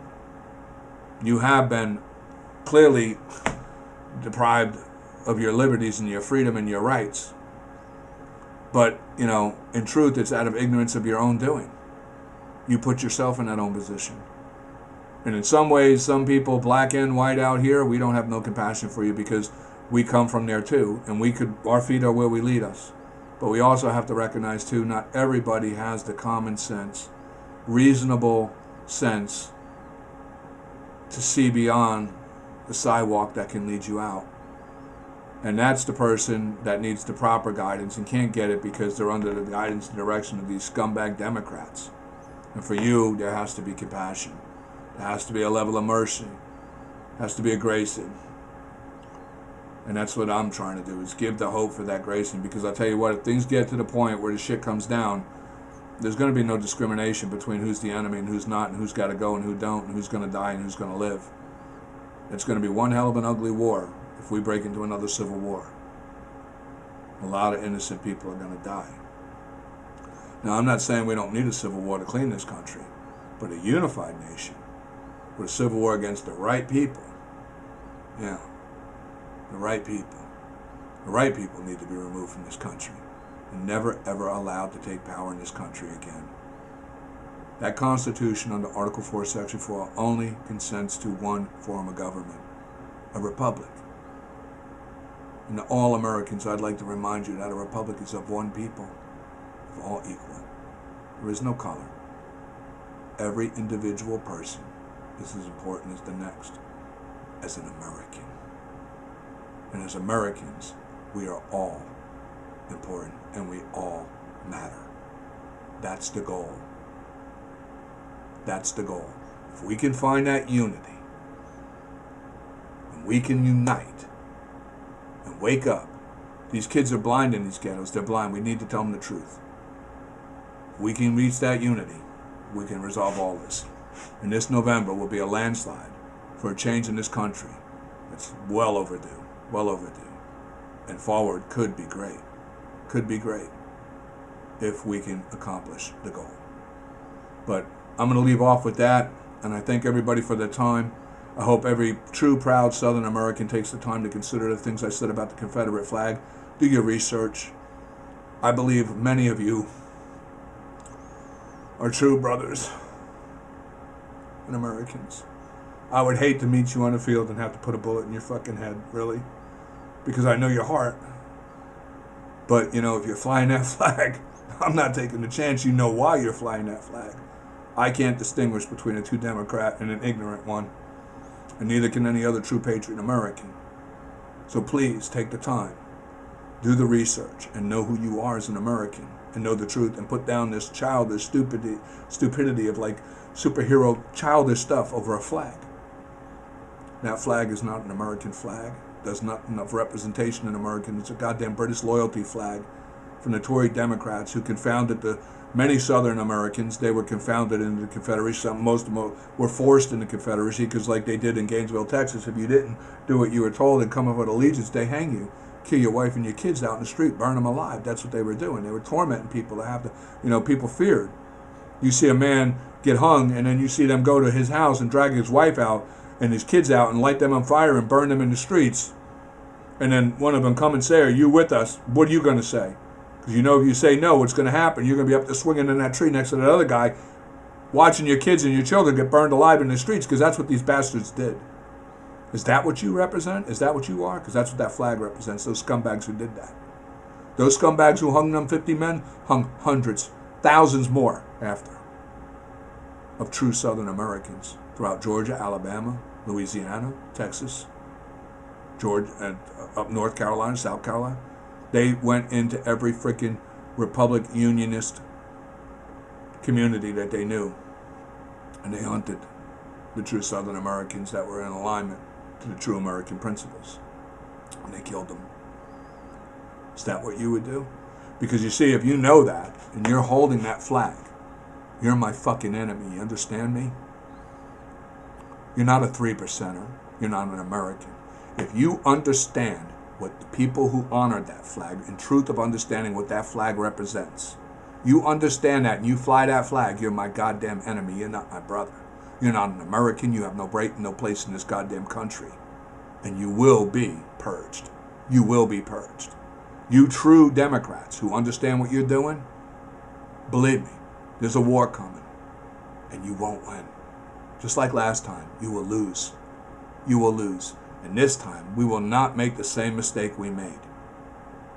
I have some questions about some things that seem to be very in line with Mike Pence that remind me a little bit too much of Lincoln and Jefferson, back in the time with Lincoln and then back with his time with his VP, who was the father of rhinos. And I'm not liking it. I'm really not liking it. Because Mike Pence is supposed to be a historian. That's what he's got a degree in college. And I'm a little bit shaky that somebody with a degree in history would be in alignment with the Muslims, who are a totalitarian regime, who mask themselves behind a religion to enslave people. How could you not know this? I'm a kid, didn't even start going to freaking school till I was 13, and I know who they are. I know world history and culture. So I gotta question you, Mike. I'm sorry.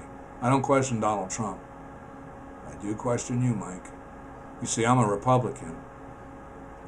But the Democrats, you're loyal to all your Democrats, no matter if they're questionable or not. I mean, look at you. You got your last presidential runner, Hillary Clinton, praising a freaking Ku Klux Klan recruiter, okay, and Margaret Sanger, the woman who wanted to extinct your race. You don't question shit. You stay loyal to her no matter what. Me, I'll call out. I don't trust Mike Pence. I really don't. He's questionable. Maybe he's changed. I'll give him the benefit of the doubt. There's a chance. But I don't trust Marco Rubio, and I don't trust Ted Cruz. These are Republicans who are very respected among the Republican Party. But I question them. And I know many good, strong, true Republicans are questioning them. And I'm going to tell you right now, if there's any of them that I mentioned that are truly rhinos, you're not going to win. You're not going to win. Because if you think these ghetto city kids are bad, let me tell you something. Us true Americans are getting real goddamn disgusted.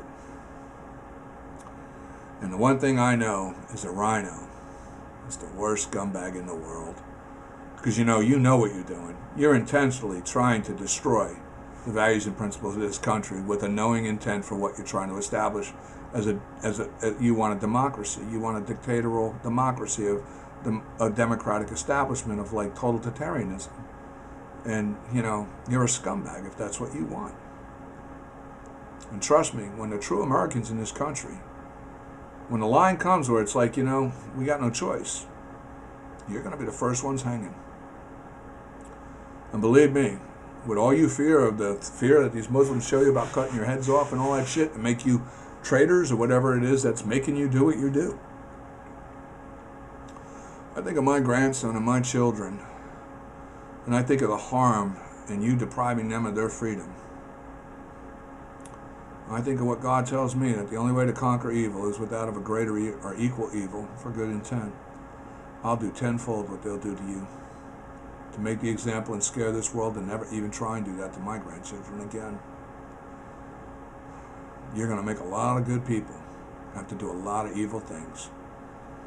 But I know one thing, and being a patriot, online with people across this country, though I only have several hundred, I think maybe close to 800 people on my Facebook, in the real solid world, I know of thousands through those 700 I speak through, near millions, all agree with me.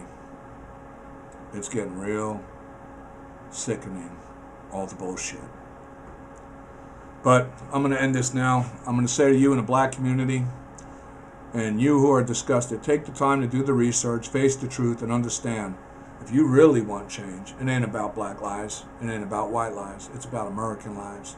And when we can unify on the basis that it's about American lives, one people of all equal, and we can take a chance, if you'll take the chance with us, we'll teach you about what you don't know, both that of us, black and white Americans who do know the truth, like Candace Owens. You don't want to listen to me, there's a black woman you can listen to, will tell you the truth about what you need to know. And if you're willing to step out in that truth, we can take this fight together against the real enemy. And we can take our country back. And we can have real freedom. And we can have real American dreams. And we can have real prosperity in this nation like you never even imagined possible. You could have the chance right now to live to see that dream come true. Or you can keep going, being the adversity to what keeps it from happening by dividing us. That's up to you. I ask you to look in the mirror and consider your own conscience and who you are as a human, not by somebody of the color of your skin, but by the character who you are as a creation by God. Who are you? That's what matters. I know who I am. Who are you? When you look at me, close your eyes for a minute. Don't see my color. Listen to what I'm saying and see me for who I am. And then show me who the hell you are. Thank you for your time, everybody. Have a great day. I hope everybody who needs to see this sees it and gets it. Till I make another video, I'll see you then.